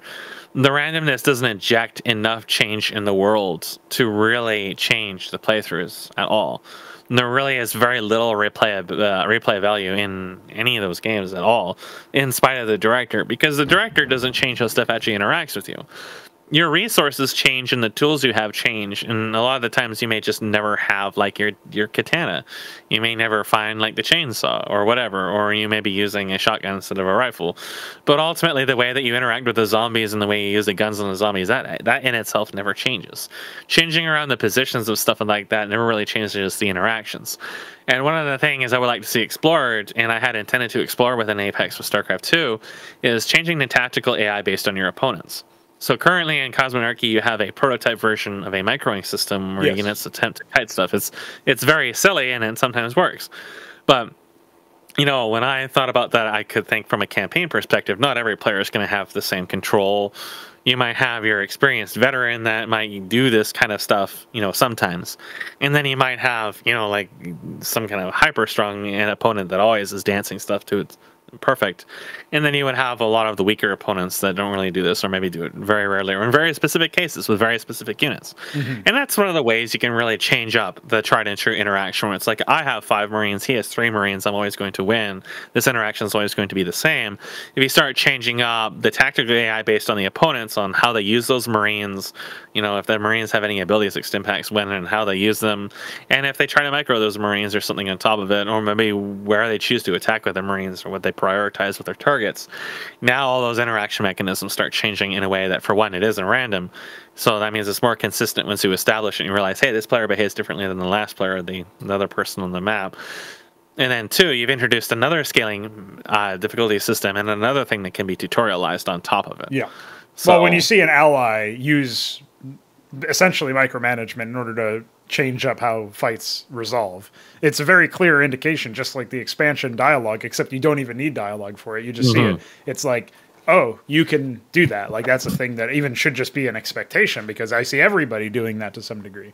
And that varying amount of degrees could be like, I give the example of when you're facing off against the sort of like the what would you say, the tutor's student or whatever, who's like super aggressive to a fault. Like he literally is just it's gonna be more involved than simply waypointing army like attack waves into your base through stupid locations. But that's gonna certainly be the initial course of action. Is you're gonna have this defensible position, and if you actually use the defensible terrain to your advantage, he's gonna look like a total idiot because all he did was spam units and like put him down a corridor or whatever, and then he'll try like slightly more clever strategies, but they all boil down to him just attacking you with abandon.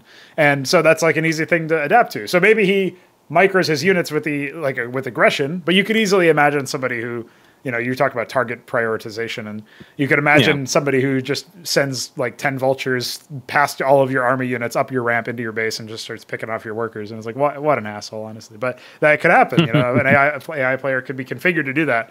I mean, I don't know how we would accomplish that right now in this moment, but you could certainly imagine, like, if you forget about like potential technical restraints or whatever, and you just think about like how a player might engage with that and what they might do differently, then yeah, it does.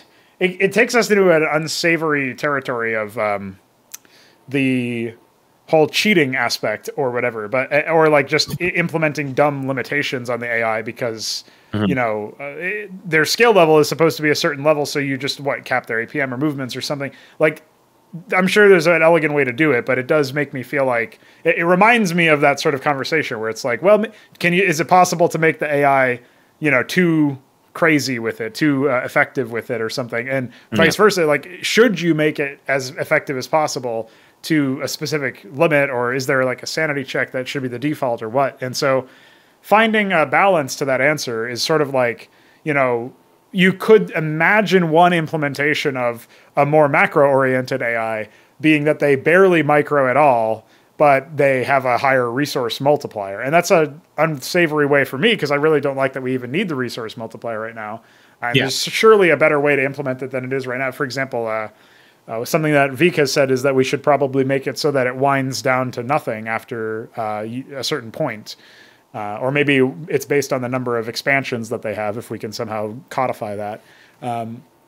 And so, if we are able to do something like that, then maybe we could eventually wind it down and eliminate it after they get to a certain point. So it's not giving them exponential gain where it's 1.25x, but the thing that it's multiplying is going up because their income is going up at a linear rate.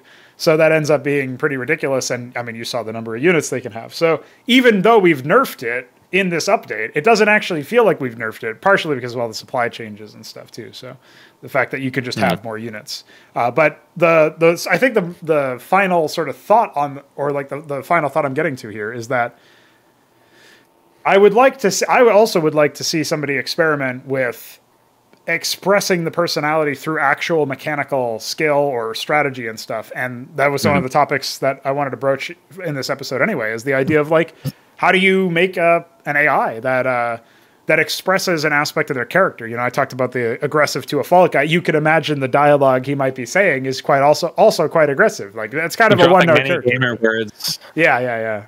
Using like a $10 Xbox headset. It's kind of like a one-note character idea on the surface, but it gives you this idea that like, okay, so there's a match here. And so maybe we deal with these like really easy to internalize subjects or examples or tropes initially. And hopefully we can do something more subversive beneath the surface if you look a little bit closer. But the gut reaction should be, this guy's an asshole. He's saying mean shit to me. I don't like him. Oh, he's attacking me super early with a lot of units.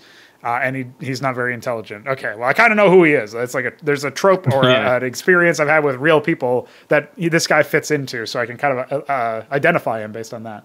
Like, if we can do something like that, then at least there's an element of uniqueness there. But I'm sure things get more interesting when you get more nuanced with the kinds of things you want to present. So did you have thoughts on, it doesn't have to be RTS specific, but thoughts on how to express certain kind of like the more nuanced aspects or characteristics of an individual character through how they actually engage with the game mechanics? Because that's one of the main topics here, and it's one of those things where I still feel like it's super underexplored, basically, no matter which genre you go into. I feel like a lot of characters, be they RTS commanders or FPS players or, or I guess shooters or whatever, like whatever the genre is, they just end up feeling very similar. So how did you plan to combat that feeling of just everything is the same? This is the part I've got to run AFK. So I had just asked you the big question about expressing different personality types and traits through gameplay. So the AI is really obviously the biggest tool for this. And it is an unexplored tool. Nobody has done anything with AI in games for decades. AI is the most powerful thing regardless of genre where you can express a character. And it's not just micro, it's also tendencies, the placement of structures, where they expand, how they expand, when they expand, Something HKS brought out to me a couple days ago, of course, is a tried and true example of Perfect Dark. Perfect Dark's a shooter on 64, and it has skirmish. And you can choose different kinds of bots. Now, some of these bots have weird, special attributes that they move slower, have more health, less health. And then their reflexes and stuff like that are also different. Now, it's very basic. It's personality types, and their traits can be defined through these. So we would never see that, I don't think, ever in a shooter. Again, we had something sort of similar in Time Splitters, which was still basically Perfect Dark. It was pretty much the same thing. And there was a lot of different character types, and then a bunch of them had different attributes associated to them. And then the closest we ever saw was basically modded Counter-Strike bots where you could adjust the profiles of individual bots and their weapon tendencies. So what I did with that is, of course, I gave different bots different weapon tendencies and different accuracy and stuff like that. And it's really the closest you get. But that establishes a character trait. So when you saw this specific bot that they were going to be probably saving for this specific weapon or using this specific weapon or have a tendency to certain weapon types. Sniper rifles, SMGs, whatever. And that establishes the character trait. And then you associate those traits with that character. It's like someone's getting sniped. Oh, I bet it's probably that bot doing that. So AI is your biggest, most powerful tool, and AI, as I said, is unexplored. You don't see AI being used for anything.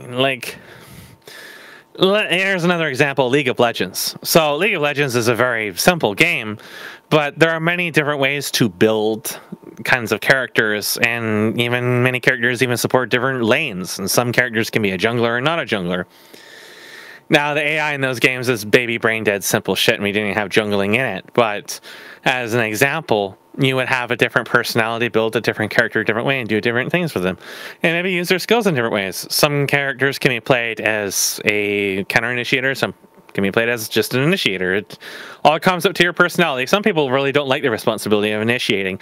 Some people are better at waiting and just playing off of other people.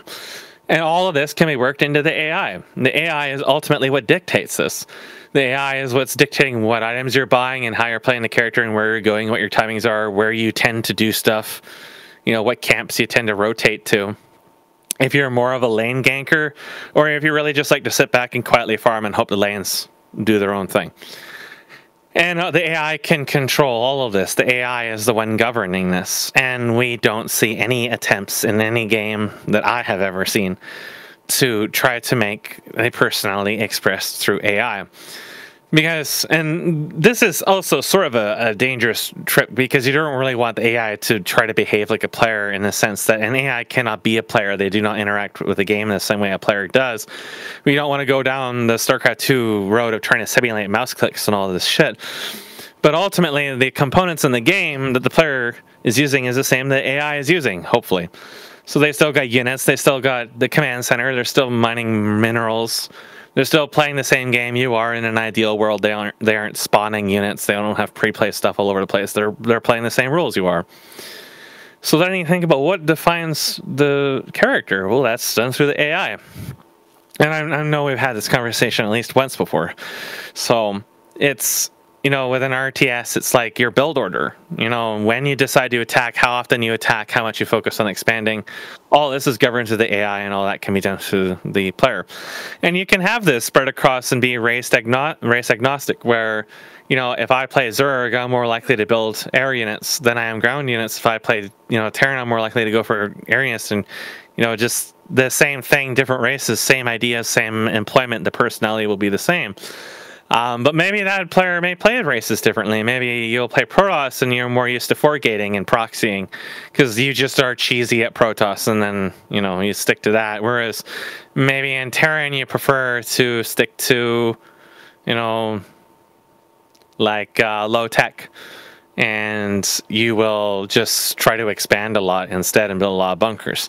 So all those traits can still be associated with the character. Really, at that point with the AI and the characters is giving them that room to express themselves. And that will ultimately come down to the map design. But you need to have an environment where those expressions actually matter, where they can be singled out, which means that in an RTS, for example, you want to have fairly open maps. You want to have actual build and destroy gameplay and not gimmicks. You need to have the environment where the AI can actually express itself, versus just having an AI in an environment where it can't express itself, aka gimmicks. And now, when all the assumption that we're actually building a proper RTS campaign and not some kind of bullshit, then this calculation will never come up. But seeing as nobody really seems to be trying to make RTS campaigns, it is certainly worth pointing out that you won't be able to do this through just triggering in dialogue. It needs to be something that again, consistency, that expression needs to be done in the gameplay. How many examples have I LP'd alone where some character gets worked up or some character comes off as aggressive or whatever, and then we enter the actual game and it's just the exact same thing as every other game. There's no expression at all. If anything, we have like the Brood War nukes or battle cruisers where they spawn some units and that's their thing, and it's just like, well, okay, they're not even really my opponent. They're not even the same player killer. They're not even building this shit. Who cares? Like, it's just another bullshit gimmick. So it's AI. AI is the player. You have to think of the AI as a personality. And when you're designing what the AI does, you have to think of it from the personality perspective. So when I think to my ARPG, when I think to Apex X, it's going to be is built in the vein of like a fighting game, or like a beat 'em up, like sort of a mix. And we are giving the AI lots of different abilities, the ability to dash, dodge, and then, potentially input read and stuff like that. And I believe I mentioned that the speed of those reads and stuff like that will be based on your opponent's skill level. Where I will be looking at examples of fighting games and determining, what makes the average fighting gamer's reflexes versus what makes professional reflexes. And then those will be factored into the AI. In the same sense that the tactical AI micro might be factored into, the experience and difficulty level of your opponents in an RTS. It's the same idea, but also maybe, certain kinds of units may not try to read you. Maybe they will just always be aggressive. And one of the things that I was going to implement before, but everything got all jumbled up with all the shit going on, is I intended to actually implement a personality system within my existing AI framework. And that personality system was basically going to influence scalars for every single thing the AI did. So this was going to be coupled with a disengage and a retreat system and stuff like that, where opponents, like just as a basic example, the Void Hounds, we're going to have randomized behavioral attributes, and sometimes some things might adjust those behavioral attributes. So, for example, one of them might be more inclined to ranged attack more often. And then another one might be inclined to rarely ranged attack and always use this teleport to engage. Another one might only use this teleport to disengage. Another one might try to keep its distance and then fight you in melee when you get close to it, but otherwise try to just, be evasive. And then that's just the basic unit. That's just like your average Zergling. So each Zergling would then be behaving different. And now each and every single one has a little bit of different personality to him. And now the player kind of has to keep track of that. Now maybe along the ways you could add some graphical differences to these units so that the players can have an easier time singling them out and be like, hey, this particular one is being a lot more aggressive with ranged attacks and ranging me down. I gotta keep an eye on him more often so I'm not getting sniped by him. And he's a little bit more red, so it'll be easier to pay attention. The red one's the one trying to range me down. Even though there's functionally the same unit, each of them will now have their own kind of little behavior quirks about them that will become evident through interacting with them. There's the one's trying to run away from you and one's not trying to run away from you. And that, again, really just comes down to the AI. And the AI expressing itself through just how it behaves. And when we talk about a major character in the game, then consistency again is really the big thing. Is if you have the AI behaving a certain way in one map, those have, in order for those to be character attributes, in order for those to be traits that define a character, they have to be reinforced. Which means that if you fight one player in one way and he is more of a defensive player and he tends to play very safe builds, he will continue to try to defer to safe builds even in circumstances where it may be actually difficult to do that. And then reliability and consistency will then lead to you associating that behavior with that character, and now that has become a trait. So there's a difference between trying to force a trait, which is usually what dialogue feels like, and then creating a trait and establishing a trait, which is what interaction establishes. And that's why I refer to some things as interactions or interaction concepts and how I focus on engagements and stuff like that, is because there are things that try to tell you a story and then things that you experience a story. And interaction is, I view it the same way, where you are interacting with something that creates a much stronger bond than something being told. Like, let's say, for example, you are late in an RTS campaign and you're put into a 1v1 map, and your opponent is kind of sort of stern but sort of soft-spoken and calm, given circumstances. And this will give off an air, like, let's say there's a volatile situation, but he's very calm. He's like your anime villain, kind of. And that will, like, the pros will superficially be this character is very calm because he's very confident. And then you want to reinforce this and establish this through the way he plays, which is very strong and very assertive. And if it just plays the same way every other map plays, then it diminishes the traits that you tried to establish the dialogue and stuff beforehand and through the writing beforehand. And then the whole thing falls apart. You need a synthesis between all the elements. All the elements have to sing together, and the AI is so important for that. Well, it's just a matter of, like, you absolutely need to have the AI on a relatively even playing field in order to even have these discussions, right? Because if the AI doesn't play the same game as the player, like you were mentioning at the top of this particular segment, is that, like, hopefully the AI is still building workers and harvesting resources just like the player is, right? So if the mechanics of the game, the way that the game interacts, is actually consistent, then you just don't have any issues with wondering how an AI would express their personality, because you can see how a player would do it. And then you can extend that outward with, like, okay, well, without trying to make the AI like a player, how can we make the AI behave in a way that feels like it's not a computer script or whatever running on a map, and feels instead like it's a real commander trying to do real things. And I guess that's the other thing I wanted to talk to you about that's sort of in the vein of this. And this discussion also assumes that the AI is trying to win. And that never happens in most games. That never happens. So if your opponents are not trying to kill you, I mean, it's one thing if maybe they're just not very skilled, like you're deliberately designing easier enemies for an area that's like early in the game or a first level or something, then maybe it makes some sense to make it so that they're not very competent at it, but they should still be trying within whatever their skills are. Yeah, there you go. So, like, if it's a weaker player in a free-for-all in an RTS sense, or if you could even imagine it's like you could have a cockroach personality in a game like Quake who just tries to, like, dance around enemies, and when the bigger, like, the more skilled enemies are fighting, he tries to, like, kill them he'd steal the pickups, kill the enemies when they're low HP, like, clean up and try to get points that way because he can't actually out-aim you or something. There's things that, like, you might actually see a clever player who's maybe not so skilled attempt. And certainly they should at least be trying to defend themselves when attacked by a superior enemy. So the idea that they don't really ever do that is more an indictment of the fact that, like you said, AI just appears to have not been explored in this way at all.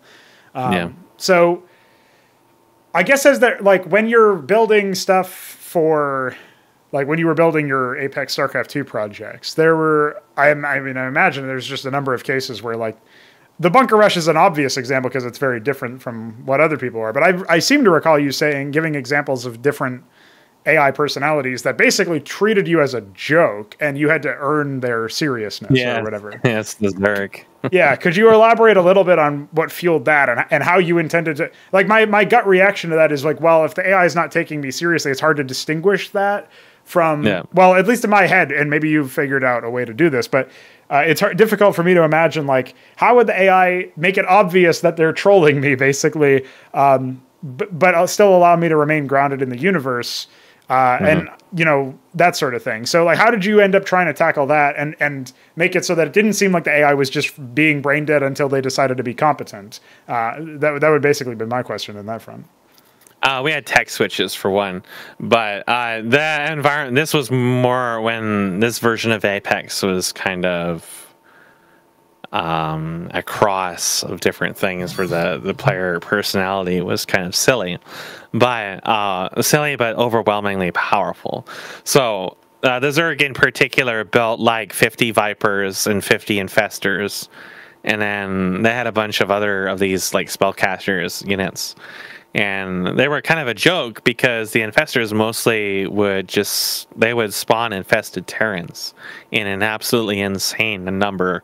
And they had custom tactical AI. So when they spawn their units, they would also retreat. So the infestors would typically not really hug your defenses. So infestors really are not a unit you really take seriously, especially in the hands of the AI. And the infested Terrans moving so slowly and, you know, taking a while to spawn out of eggs and stuff like that. Normally, you do not associate these things with being really that threatening. That's more like a nuisance. But when you have the AI with literally a massive army of infestors capable of spawning tons of them, tons of infested Terrans, and then Infest, I believe, was nerfed because it was really strong. But they do still have the... was it called Infest? I forget what it was called, but they didn't have mind control anymore. But they had neural parasite was the one I was thinking of, but they don't have that anymore. Okay. That was too strong. But they did have the AOE, and it was an AOE slow that did damage. Fungal growth used to stun. Yeah, so that was more like a damage spell, kind of like a little bit like Sonic Storm, and then they had infested Terrans, and then they would come in such crazy numbers that they would slowly just blanket everything in infested Terrans. So it was something that was really like silly, goofy, but then it subverted your expectations by actually being ridiculously strong. And then the Vipers could yank buildings in this too, so they were. I've heard tales of the interior redecorator, I think you call it. Yeah, There was actually a version, it wasn't enabled in the map, but there was a version with a chain yank. It would chain off of targets and just yank a lot of things. And so they were also reasonably strong, not really that strong, but reasonably decent air attackers as well. So you would normally try to fight them with heavy air, but they could stand their ground for a little while.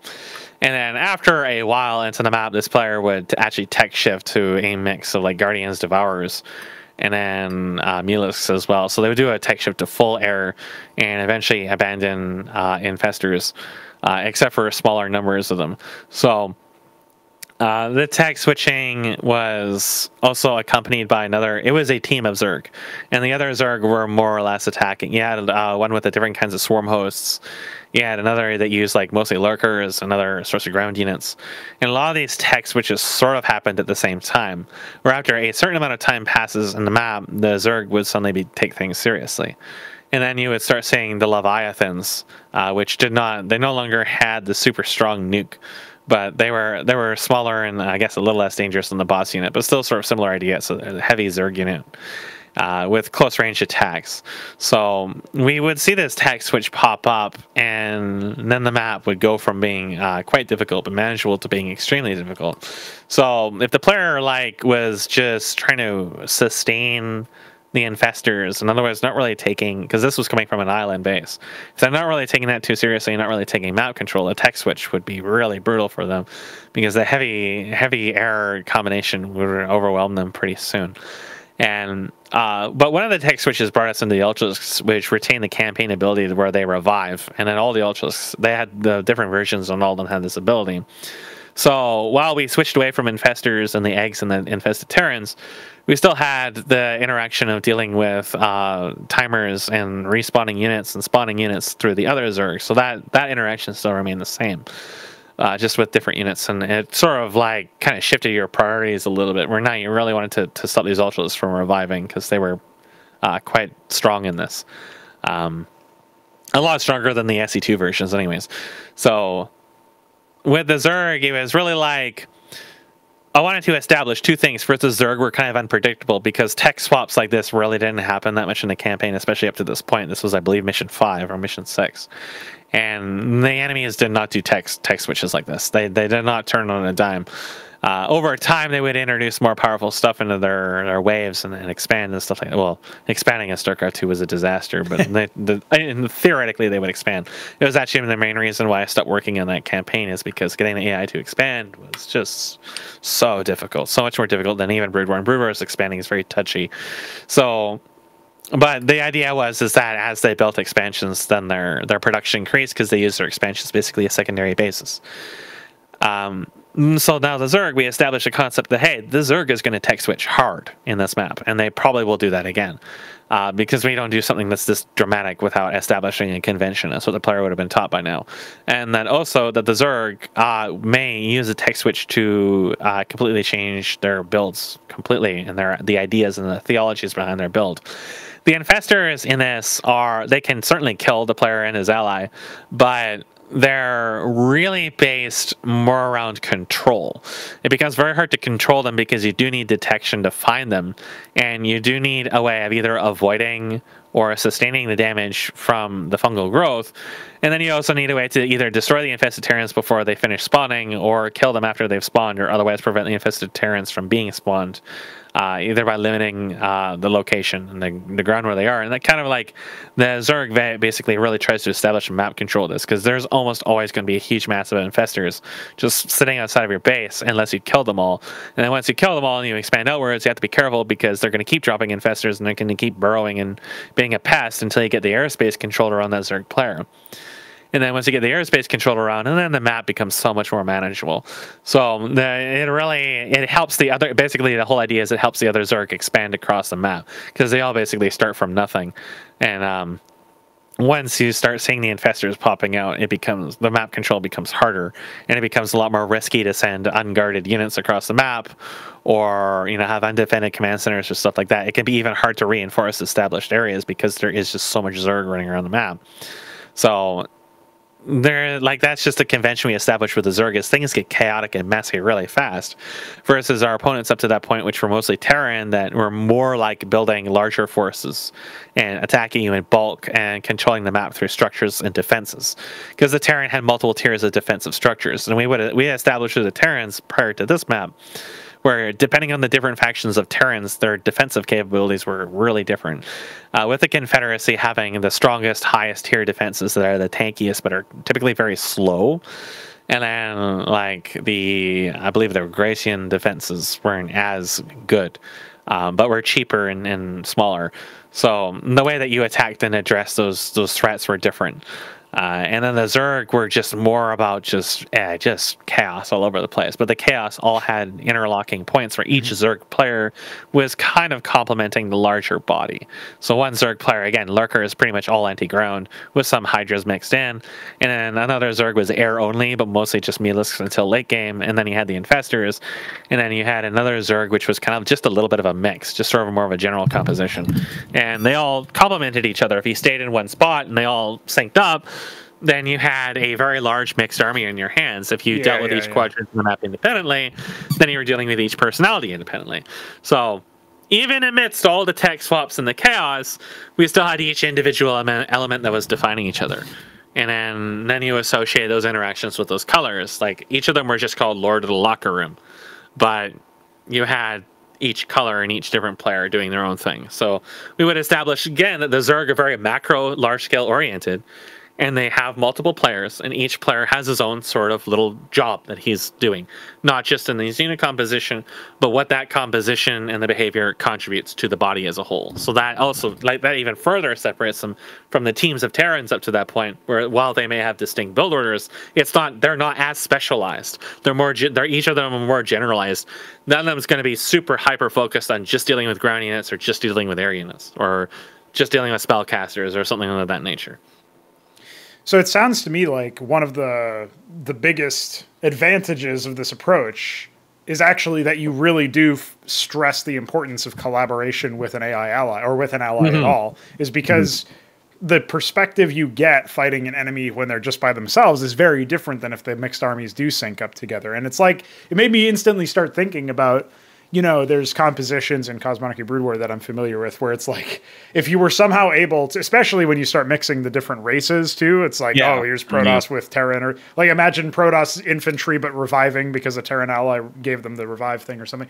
You know, you can imagine stuff that's even more useful and deadly than it is when it's just relegated to the single thing. But because of the way that our tech trees are laid out, they're basically we have different branches is the conception, and so you have the bio branch, if you will, the mech branch, the shadow branch, which is supposed to be this sort of like well, it's like spec ops and maybe subtle horror type things. There's like like heinous experiments and stuff. And then you've got the orbital branch, which is just air units, right? And like heavy air. And it's not meant necessarily that they're all supposed to be able to pitch together or like compete. If somebody just goes pure bio, you can't.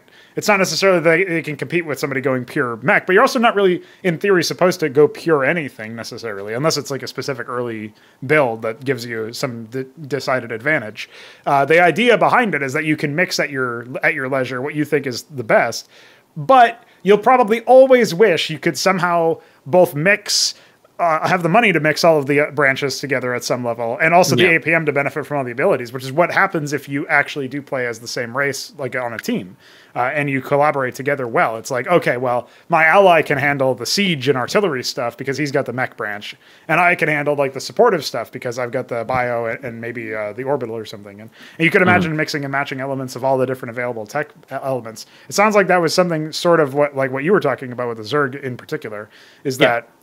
Yes, the player is always engaging in things differently. They're always encountering new things. Perhaps new things are always becoming unlocked for them as well. But one of the core elements seems to be like, can you isolate a player? And then even within that, if you can isolate the player, can you manage to make it so that you can counter them without like overly specializing in that? Because then you'll lose against the other guys when it comes time to fight them, right? Or you'll start losing ground, right?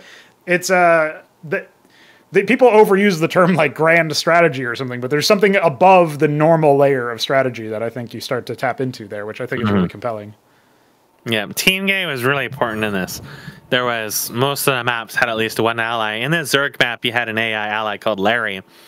And Larry would build just like a mix of stuff, just like, well, his build wasn't really established in it because it wasn't complete, but in the test, he would build a very infantry-centric army with some siege and then build some heavy air. So he had a pretty generalized army. And this generalized army could fight any of the individual Zerg at least toe-to-toe, but really struggled against the whole mix of them. So there was a few different ways you could approach this map. You could approach this map from a purely defensive standpoint, focused mostly on taking map control in some direction of the map and trying to lock down one of the Zerg with defenses, or otherwise structuring your defenses in a way in which you took a lot of heat off of him. If you're able to open it up to the point where he can actually start being aggressive with his attacks, then he could start taking out other Zerg that were more or less isolated from, some portions of the main body. Or you could choose to be very aggressive, and there was a Zerg player that was fairly close to the player and on a corner of the map that if you really focused on, you could probably take that one out pretty early and be more aggressive with it. But if you left your ally alone for too long with all the other, like the infestors and everything else going on, then they're not really going to get anywhere, and you might actually start losing ground elsewhere on the map. So you have to be kind of aware of that. So it was definitely something where I immediately established team play in that, and it was always balanced around team play with that. And how you interacted with the AI ally was a really important part of it, because it was like a 2 versus 5. So you always had to be really conscious of what was going on with your ally. It wasn't something you could just ignore. Your ally was not someone that you could ignore in the sense that he's not inconsequential. It's really important that you have him active in the map. If he loses too much infrastructure, or he takes so much damage that he can't recover, then now you have to bear the brunt to the onslaught, and you're not going to be able to alone. So the real survival, of course, being dependable and having the ability to expand and aggress and be reliable on his own. With an AI ally in all these projects, even of the weaker variety, I always like to think of the AI allies as being something the player can invest in the game. in that if they keep them alive and are able to protect their expansions and stuff like that, they will always be relevant later on in the game, even if they're not as aggressive or not as fast. They will always eventually reach some critical mass of units where they become a major player in the map, and then they eventually start taking the map away from your enemies. So it's always something I really wanted to invest into, and having that setup available, like in the revisions of that project later on, with being able to open up places for your ally to spawn in to begin with, is also kind of rolled into that. It wasn't something that was going to come up very often, but we did establish that within the first map, is that you destroy a landing area and an ally drops, and at that point you're kind of later into the game. It's probably going to be like 30-40 minutes into the game by the time this happens, and they're starting with nothing, and you do have to kind of protect them, because the enemies, there's still 2 other enemies on the map that are probably going to also have decent map control and have a lot of shit moving around. But then if you protect your ally and your ally will become relevant later in the game, then your options on what to do increase substantially. You can choose to remain defensive and let them be aggressive, or you can choose just to defend through aggression, and eventually they will take control on their own, and then they will join you on the offense eventually as well. So I think of the AI allies as not simply being map balanced, but also being a part of the storytelling mechanism of how the player's own strategy can evolve. Where normally it's like, say, in an example of StarCraft 2, when you have an AI ally at the absolute maximum, they just use bullies or something to eventually spawn 20 Marines and then attack with that at the absolute maximum. They're there more as what Blizzard might call a storytelling piece, where they existed, therefore they're fighting, as opposed to actually being a storytelling piece, as in they actually contributed to the progression of the map. I'm just thinking to like Heat of the Swarm, when we had Raynor with Kerrigan attacking Korhal, I think it was, and they were literally the most useless pieces of shit. They just sat there with a base mining and just sometimes throw out Marines. This is the way Blizzard's always done it, and it feels so awful. It's like, finally you have an AI ally, but they just like waypoint around the map with just a handful of units and don't really contribute anything meaningful at all. They're not even good at chiseling down the walls of pre-placed shit that otherwise aren't defending themselves. They're just there just to be there, and then you just really just like stop caring about them unless the map demands that you keep them protected. Like, I think one of the objectives from the map is that Raynor can't be defeated, and he's really only in any danger of being defeated like really early on.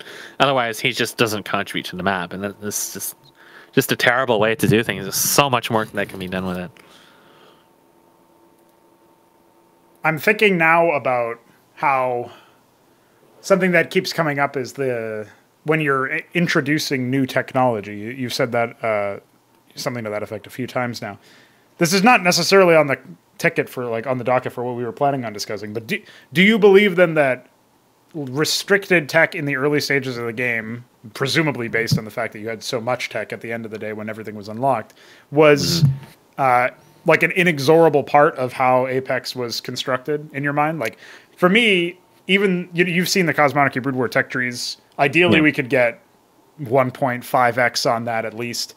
I would like to have everything available from the first mission, even though the tech trees are significantly more expansive than Brood War, which obviously significantly reduced your tech trees, sometimes in the middle of nothing for no reason, but other times just because they hadn't unlocked those things yet. So where do you come down on the whole tech tree restriction angle? Because I guess on the one hand, smaller amounts of the tech tree are being enabled, you can still have a complete gameplay experience from the perspective of an RTS while holding back on some of the more advanced mechanics if you have things like completely new systems like these artillery systems and the surface-to-air missile, the ICBMs that you can shoot down and the missile defense systems and stuff. So there's more things that maybe would theoretically feel like they might be too much to throw at the player at once, but if you're and you found a reasonable in-universe explanation as to why the tech tree was being enabled over time as opposed to it just being there by default.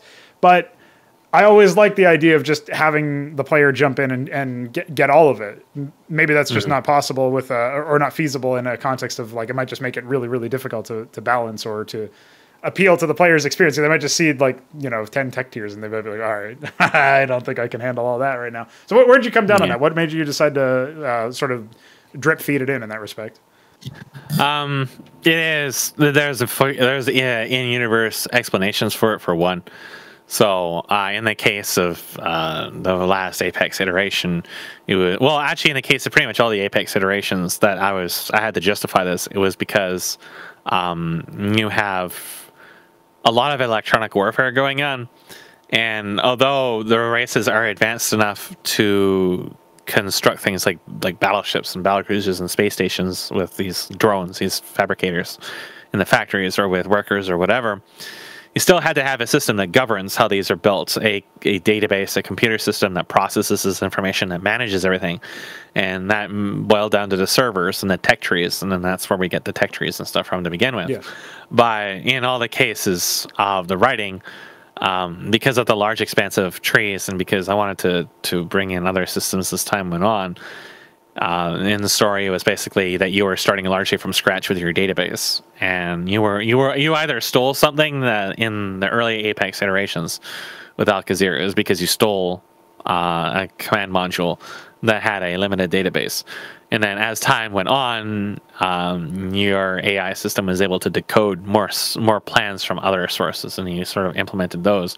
Eventually, as a Terran, you were able to build like 3 different tech trees out of your main command center, having access to pretty much all the major factions. And then on top of that, you also had the Necropolis faction you also gained access to. So at some point in that campaign, within the first part of the campaign, you were actually had like access to 4 super major tech trees. It was going to be quite large. Later on, again, it was because I believe, well, anything involving the Black Squadrons, because it was a prototype and you were getting it as it was being developed. In other cases, is because of the reverse engineering and other stuff like that. I think that you can do it the other way. I haven't really thought of doing it the other way too much because I really didn't want the player to have access to like the Katana class battleships or some other tier 10 unit with all these insane weapons immediately after the start of the game, because I felt like that we could work up to that in a more meaningful way. But if I was to allow you to have access to all the tech trees at once, you most certainly could do that. You could find a world justification for that too. But you would also, I feel like a way to balance it out would be with a map economy. Because right now, let's say in Cosmonarchy, for tier 2, you have a 600 gas, and then for tier 3, you have a 1000 gas. The tier costs in Apex are actually significantly higher than that, where we were looking at like upwards of like 10k gas for like tier 4, tier 5.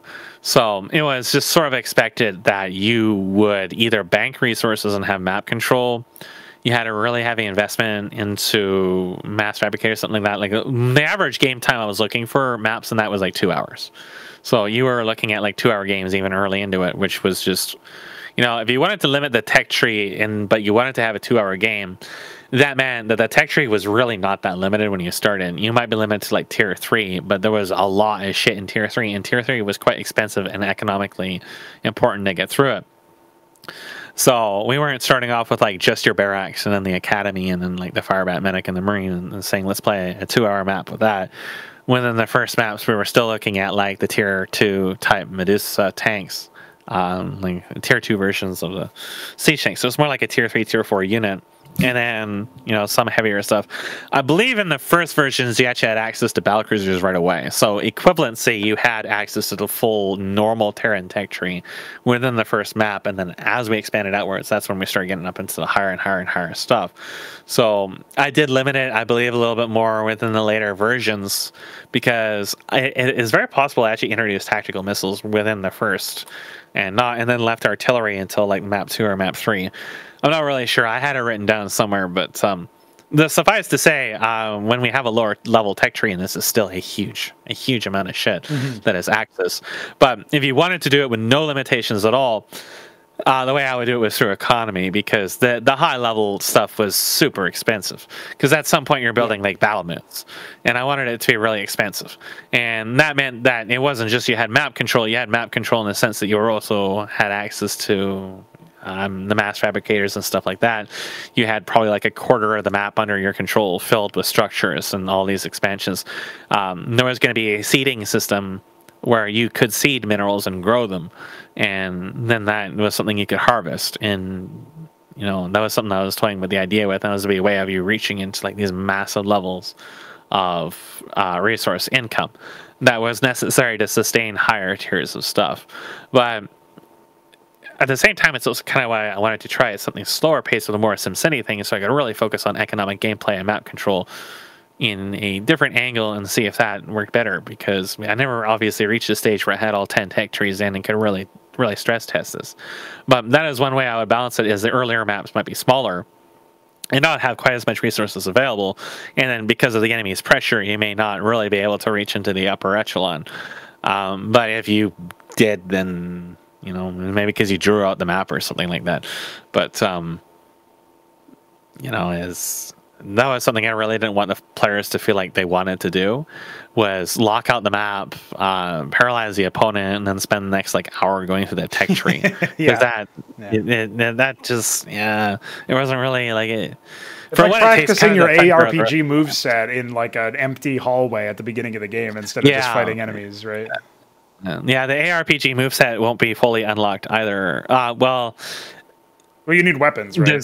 I need to actually fully develop it, but originally I was going to only have certain core movesets available, and then optional content would unlock other movesets as you go through and other weapons as you go through. And then, you wouldn't have access to certain, it was really early in, but certain like the dual weapons may not be unlocked right away. The dual attack or the fast attack may not be unlocked right away, or mana burst may not be unlocked right away. But you had access to the core thrust, core base attack, and then maybe the heavy attack. So that's something I was I really think, because I want there to be some kind of progression mechanism, but I didn't want to lock it behind leveling up or improving your stats or anything like that. But there's also the possibility I might introduce more exotic special abilities, because we're in such uncharted territory with that. Anything I do at this point is going to be genre defining for this. Yeah. I can't look at any examples of DMC, God of War, anything that's been done at this point, because nothing has been done that even remotely approaches this. So while the sky is the limit, at the same time, I don't want to break everything in the process of adding something super powerful. But at the same time, if I do add something powerful like increased mobility or something like that, do I want that to be progression locked? Maybe. So that's when it comes down to it, I often come into the things with a preconception, and then it really it will change based on how I play and what feels right. With tech limitations, it is most certainly something I've really, I really put my mind to that, kind of with pre-placed buildings. Maybe you don't want the whole map pre-placed, but maybe you want the player to start with a barracks and something like that. And it's well, I really wanted to avoid doing that, because I really wanted there to be early game. But in some of the maps, it's we're talking about a huge map. Is building the barracks at this point really going to contribute a lot or no? And in a hypothetical campaign situation where I'm looking at the city building thing, I think every single time I would still start you off with the CC and 4 SCVs, because I want that experience and the managing and the dealing with the enemies and the larger scale thing to start from nothing. I think that's one of the major attractions of something like Civilization, where you start with nothing and you build up. Now, maybe a lot of people don't play on marathon runs like I do, and this is certainly something that starts really trading into avant-garde territory and unexplored stuff. But if I'm looking for a specific experience, then I'm willing to take those risks where we may alienate certain things by saying, yes, we're going to just always start with one SCV or one CC and 4 SCVs, and we're always going to start with that. But at the same time, these do draw a lot of playtime. That is how StarCraft 2 is normally played, or in StarCraft 1. Well, StarCraft 2 used to be. StarCraft 1, it's been played for over 20 years professionally, and people still are playing it to this day, starting off the game with that one CC and 4 SCVs. And that has never changed, and really won't change. And that still draws players to it. So if that works, we have to understand why that works. And in the same sense, I think you can both do a non-restricted tech tree and a restricted tech tree, and they can both work. But in order for the restricted tech tree to work, again, it has to feel like that you aren't being limited by that restricted tech tree.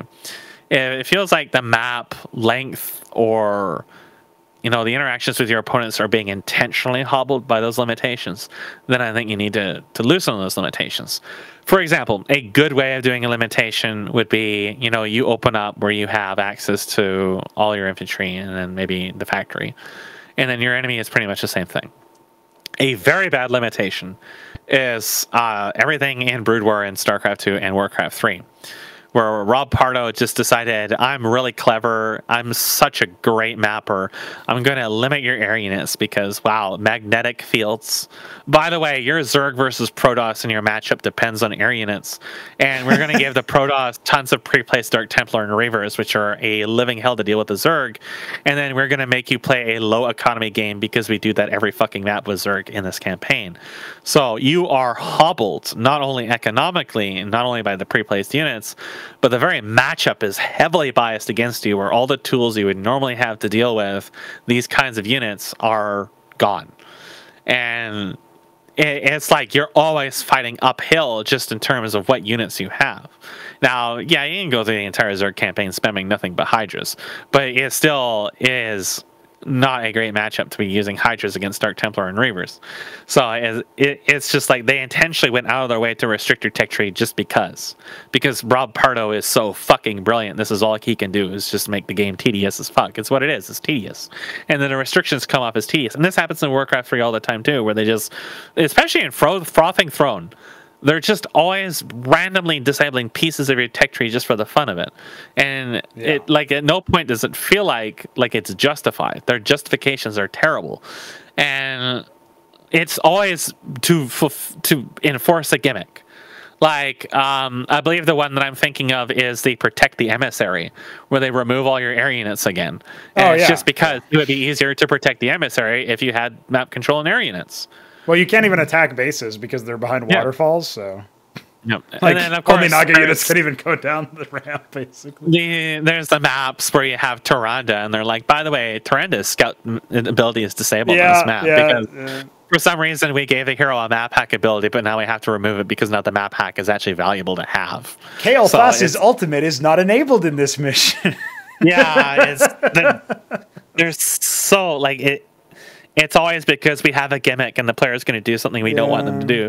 So we got to start disabling random stuff like that. That's very obviously like the extreme example of what not to do. Well, my favorite part of Warcraft 3's campaign is when they accidentally stumble into realizing what the gameplay loop should have been, which is Arthas starts at level 2 in the final mission, and you actually have to level him up by fighting like creep camps and stuff. And it's like, okay, I don't really think hero leveling is great for an RTS, but if you're going to make some small scale shitty RTS because you have a 3D engine that you had to use for some reason, then like, okay, at least have the heroing thing be a consistent thing where every mission my hero resets to level 1 and then I have to like go through the gameplay loop so that I'm actually playing the game. Like the game flows from start to finish instead of just the permanent grind, you know what I mean? Like, it's goofy. So that was really awkward. And it takes so long to get level 10 on him again that I mean, you can't really play that map normally most of the time anyways because it's such a dumb map. It's so biased against you. Yeah, there's like some weird thing that scans your... Well, I was told anyway that when I had to play, I actually had to consult the cuck database of YouTubers who have beaten that mission and then figure out like what it was. People said that... I cheesed it, obviously. Well, sure, yeah. People said that it scans your composition and then just issues, orders the counter. Yeah, I would believe it. Yeah, that's what StarCraft 2 does. StarCraft 2, the units are assigned to these tables, and the AI just sees what you have, and it tries to spawn based on a table. Obviously, it doesn't work very well because you just A move anyway. Yeah, the A move would also they spawn roaches when you have Void Rays because they see something that isn't a Void Ray, I guess. Yeah, but you actually just have a unit that just fucking destroys roaches they can't do anything about, and you're being attacked by roaches and your Void Rays are just killing them. So, that kind of stuff really just it doesn't work in practice, and not the way Blizzard does it. But yeah, it's. Don't you feel disgusted that the units that are like the RTS unit names, these are like not the most offensive names of all time? Like these should be, but you literally gave me an example of Roach and Void Ray, and that should be disgusting, and it kind of is. There's the worst example, which is actually a couple of examples, which are very Blizzard. Yeah. They basically censored a bunch of names in Frothing Throne. You probably know precisely where I'm going. One was the gyrocopter into Flying Machine. And then the other was Black Sphinx into Destroyer. Yep. Yeah. It's I always figure they censored Black Sphinx because black, and they thought it might have just been racial intonations. But I actually think they really just are stupid enough to think that Destroyer is a better name. It's just like I mean, not like Black Sphinx is really like, wow, creative, but at least, it's a more memorable name than just Destroyer. And they stick with that fucking name all throughout World of Warcraft every time they pop up too. And it's just like, the gyrocopter is like, it makes sense. It's a gyrocopter. Not how we call it Flying Machine. It's like, they intentionally just dumb down the names for some kind of, it'll be some kind of focus marketing thing. Where their focus testers were like, oh my god, Destroyer is such an epic because it's an action verb. And one of the things I just despise about names in any of these is action verbs. destroyer, mutilator, brutalizer, decapitator. That's why we have Deputy Dad, who gives us medicine things. Absolutely. It's all the World of Warcraft, and everything is spin off based off of it. You see it in all these games. They always make me roll my eyes, and I intentionally try to avoid those as much as possible, except for certain cases where it makes, like, there may be military names that have that some kind of an action thing to them, but I really try to otherwise avoid it as much as possible. I have some sort of like double word composition names in D&D that might be construed as the Blizzardisms, but I always stay away from the action verbs in the process. So you might get like actually I can pull up some examples from this right here where we have like the Rangoro Okami. We have some kind of identifier and then something to separate them so you know what they are at a glance. A lot of them are just generic names, like the dogs they're different sizes, they're all just named Nightmare.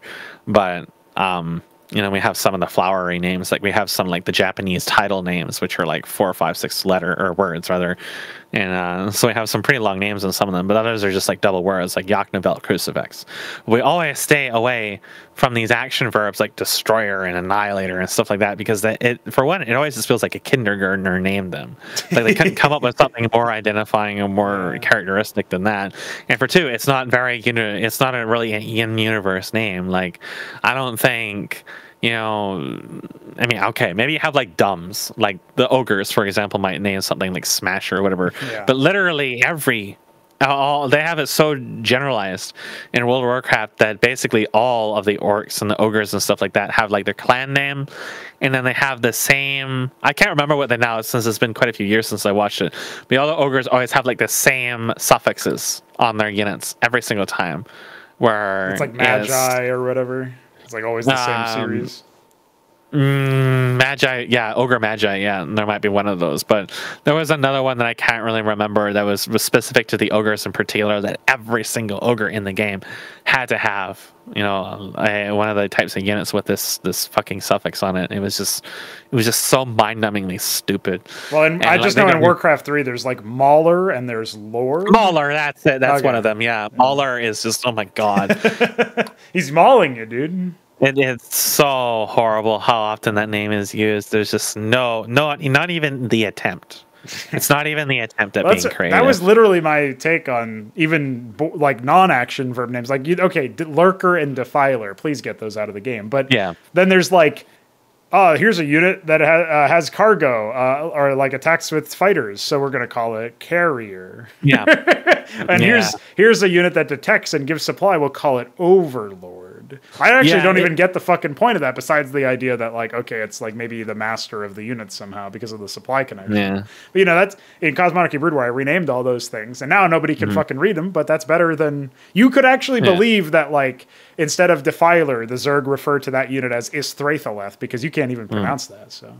That sounds like maybe a Zerg would say that. Name conventions for me are super autistic, especially when it comes to character names, because I have so many fucking characters in this D&D game or anything else. When it comes to naming conventions, I get like it's hard to me even describe how autistic I get about those.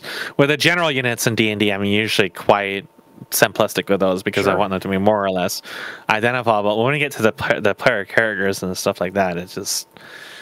You know, it really gets to be kind of a mess, and I end up using a lot of really abstract naming conventions. I just sort of conjure on the spot, but you know, when I think about the game units, you know, even if it's something you can't really easily pronounce, I usually go for some kind of like identifiable characteristic that you can pronounce. So on a wind, we have all these different characters, like. I'll pull up some examples, but one of them is Yellowveer.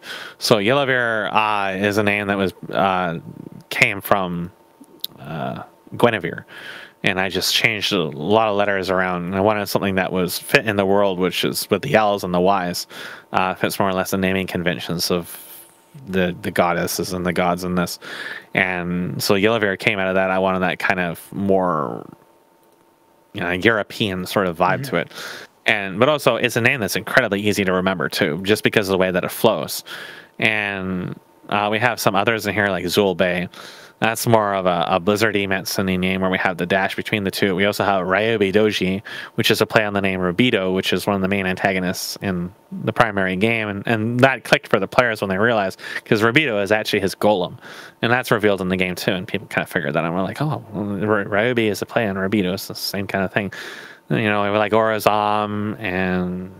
yeah, when you have like this sort of internal logic, this is something that I think about too with like even something as mundane as I've been working on a space platform map, and I've been trying to design the architecture so that if you actually stand and notice, like you sit still and look at the map, there are lines of like what you could construe as maybe a road or a pathway, but the lineups of all of the height of the walls of the cliffs are all following a similar thing. Like you could draw like a rectangle in there or something. Basically, it's like they always line up, so you can see. I get super autistic about that because it's like, okay, if I can do that, if I can make it so that I've constructed this with the idea that at least it looks like an architect could have theoretically laid it out like this. You don't know what the purpose of these facilities are necessarily, but you know that they're supposed to be at least walked upon. And so I try to make it so that that's obvious. Then we get into territory where it's like, okay, maybe nobody will notice that. Or maybe nobody will notice that like every single case is like that. But hopefully there's a subconscious element that seeps through. And in your case, like the players, it sounds like it was more than that because they figured it out. But it's like, this was designed, and the fact that it was like people play games and they just forget that somebody actually did work on this because sometimes it's really hard to know and notice, and other times it's just like whatever, it seeps through. But every now, if you can get a general feeling that the map was constructed with intention behind it and like reasoning behind the actions, then you're much more likely to give the benefit of the doubt to the outcomes. So if you lose a map, but you feel like as you played the map, it was designed with specific things in mind where you had choices to make and the developer made choices specifically so that you could make choices, then maybe you're more likely to say, okay, maybe it was my play and not the map. Or maybe this specific strategy isn't as viable as I would like it to be, but there's probably something else I can do or something like that. And I feel like if you can impart that in every aspect, from the names to units or characters to the architecture of maps to the way that the general game flow happens, where you go from like early game to mid game to late game in an RTS or something. If you can just get that general vibe that this was labor of love and designed with intent, and you know, there's some amount of expertise and certainly a lot of reasoning and internal reflection and stuff.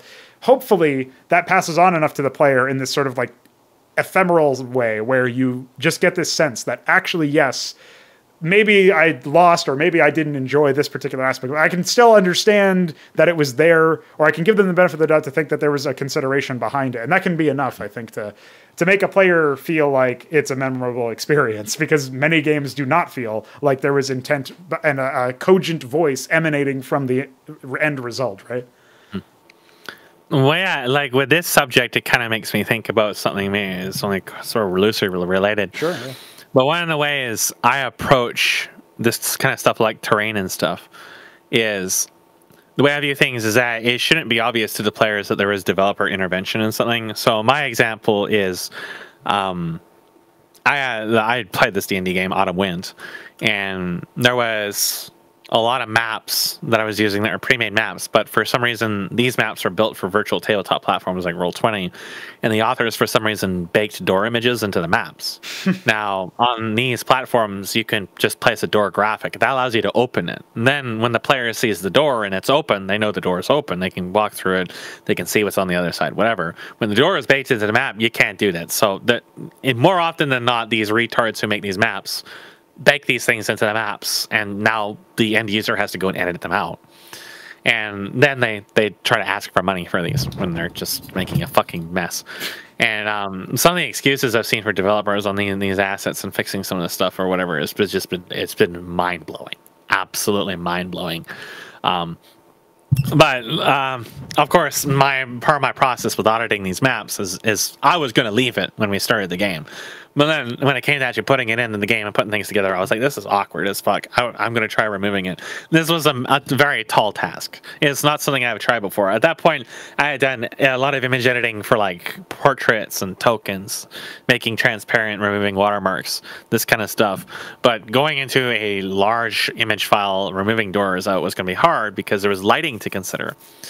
And I didn't really know what I was doing, but I was approaching it with a very strong mindset of the players shouldn't know that I did this. Yes. It shouldn't be obvious to them that I made edits to this. They should just be able to see that, I've got my door token there and they can open and close it and do whatever. It shouldn't even cross their mind that this was heavily edited, which means this has to be put at a stage of quality where that just doesn't register to them. If people are pointing out, that I removed doors here or that this was edited, or they're otherwise noticing that something was changed here, then it's wrong. In other words, I'm doing what is basically amounting to a thankless job, where the end goal is that they just don't notice that I've done this. And that's the case with like a lot of different things. Like, it shouldn't really register to the players that I've put a lot of effort into the music, because ideally the players are so immersed in what's going on and the music is fitting with what's going on that it kind of just all blends together and it achieves this synthesis. When you achieve this synthesis, none of those elements are really going to stick out enough to really for you to notice that they're sticking out. So in some cases, like the lack of commentary or the lack of noticing can be that you've actually succeeded in this case. And this is such a thing where there's a lot of things with these designs where you really have to approach it in such a way where I'm doing this with the sole intent that they don't know that I've done this. They don't know I've gone through the effort to do this. And terrain is definitely one of those major things with the game in general, is that, terrain really sticks out to me when it's really bland, or there's like clear errors in it. The UV seams in Warcraft 3 and StarCraft 2 really standing out. It's really one of the biggest ones. I always notice that first thing. But like clipping or stuff like that is obviously, that always stands out, and you always notice it right away. But in a case where a developer may put a lot of effort into a map, you may not really notice it because, in my case, my eyes may pass through it and I don't see any flaws in it, anything that really stands out to me, then I may not even comment in it, it may not really register to it, especially as a fresh experience. I'm like, okay, that looks all right. And that's a good thing, because then their experience and the effort they've placed into it has resulted in there being no clear and present problems. And there's no clear and present problems, then they may have put a lot of time into that, more than anything else, fixing up this map so we don't have any problems. Then that is the end goal, really, is that it doesn't stand out to you in such a manner. Because usually if something stands out, it's going to be for a really bad reason. In the same sense that if something really stands out because it's of a super high quality compared to everything else, what that says is that everything else, the consistency was not established. And the thing you'll hear me return to over and over and over again, and literally every single one of these subjects, is going to be consistency. Yes. Because consistency is so important. It's so, every time you look at any of these subjects, is really like consistency. The reason why you don't want these edits standing out to the players and them knowing that you've done it is because it's consistent with the rest of the map. The reason why you don't want, your tech tree limitations or otherwise to really stand out and cause problems is because the experience should be really consistent with what the player is expecting it to be and how it's being presented. It's always going to come down to consistency every single time.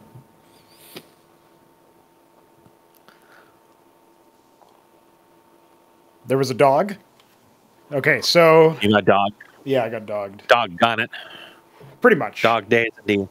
So I think the biggest takeaway I have about this sort of subject has always been that I sort of relish when when somebody just passes over that. I've learned to enjoy that element where it's like, oh, they didn't notice I had to, patch this door up or whatever. They didn't notice that it was just They didn't notice that there was just like a total disaster here before, and now there's not. Like, the fact that they just think of it as something like everything else, despite the fact that there was so much more effort placed into making that like everything else, means that would it have been nice if it was easier? Sure. But you can either have the player say, oh, I guess he couldn't get around to doing that. Or you can have the players say nothing because they just don't need to say anything because it makes total sense and it just like clicks. And if I have the ability to choose, I will always choose the latter, because like that's one of the things that we were talking about, is like one of the reasons why we returned to working on Cosmonarchy Brood War as active development, is that we're in a stage where we've worked on the game enough that we can prototype a lot of our core ideas. There is the sort of like I won't say it's super unsavory, but it feels a little bit disingenuous where it's like, hey, come check out this epic Brood War mod. JK, it's actually nothing like anything you've ever seen before, and we're just using that as like a little bit of a sneaky way to get you interested. And then you realize, oh shit, I swallowed the crow pill and I didn't even notice. Like, stuff like that. Before you know it, you're cawing. Yeah, before you know it, dude. And so, hopefully, like, that happens, but the people are, improved for it and have raised standards for it instead of it being like something nefarious. But the goal anyway is just to like, okay, here we can prototype our ideas. We can proliferate these ideas. We can get people excited about what we can do when the engine finishes up development and when we're able to start prototyping our own actual game and stuff. So we could theoretically see once the data extenders are in, we could theoretically see the Zabalba regencies or the Onatar races or whatever come to early stages, very, very early stages inside this game. And we could even see our own art, of course, hit by the palette a little bit, and maybe using different lighting sequences, so it might not really be that great. But it would be, even then, it's like a great test bed for, like, we know StarCraft's lighting looks very aesthetically pleasing and has survived the test of time. If we can make even better looking assets with our own art style that maybe does deviate a little bit, but uses enough of the same lighting techniques, then at least we'll know if we're going for something that is very similar to StarCraft's art style that we can replicate it. And if we do decide that we want to change something on a more global sense, we'll have at least seen what it's like. And so there's at least that benefit as well. So you could imagine all the different advantages that come from the idea that, hey, here we are, we're prototyping in this environment. And then, of course, theoretically, you get more people interested in the stuff that you're going to do with that once it's your own original title. So there are a lot of advantages to it. And one of the things was definitely the idea that, like, there's going to be less of an attention put on making sure the graphics are consistent if they're not ours and they're just ripped from other games, because it's a mod. And we can, like, I guess this is more of an ethical thing. And I feel like I've said this again recently, but the whole idea of like, oh yeah, here's some art that we didn't make, but it happens to, like, imagine if all the art in Cosmonarchy Brood War that we didn't make looked great and actually was like better than all the other stuff. Like, it's obviously not true, but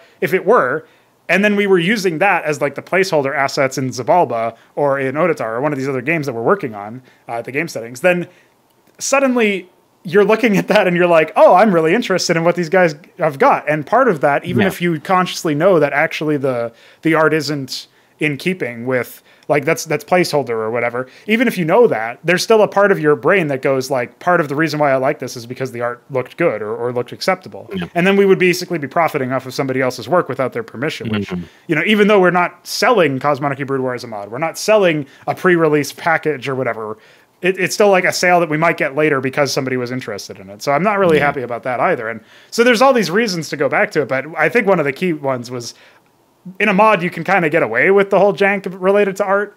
And I know I've told this to you before, is like, if we can have no jank in gameplay and all the jank is just in the art department, or the vast majority of it, then actually we'll be in the clear, because most mods have jank gameplay too. So if we can, we'll just be above and beyond any mod or whatever that's been hitherto designed, especially for Brood War, if we can just like keep the jank in the art and like remove all the other jank that we're experiencing in the gameplay and like instability and stuff, which thankfully has been going really well. So we're on track to definitely do that. But it's just one of those things where it's like, right now, it's really hard to tell that there's been effort made to make things consistent, because no matter how much effort you put into it, if you're just working with like recoloring sprites or whatever, you're not going to, like, the amount of effort that would actually be required is basically like, it's not worth it. Just make your own models and render them and figure them out, right? So there is that, but I definitely like the final point anyway is just that it is really nice when you do all this work and then nothing bad happens and the player just notices, or doesn't notice rather.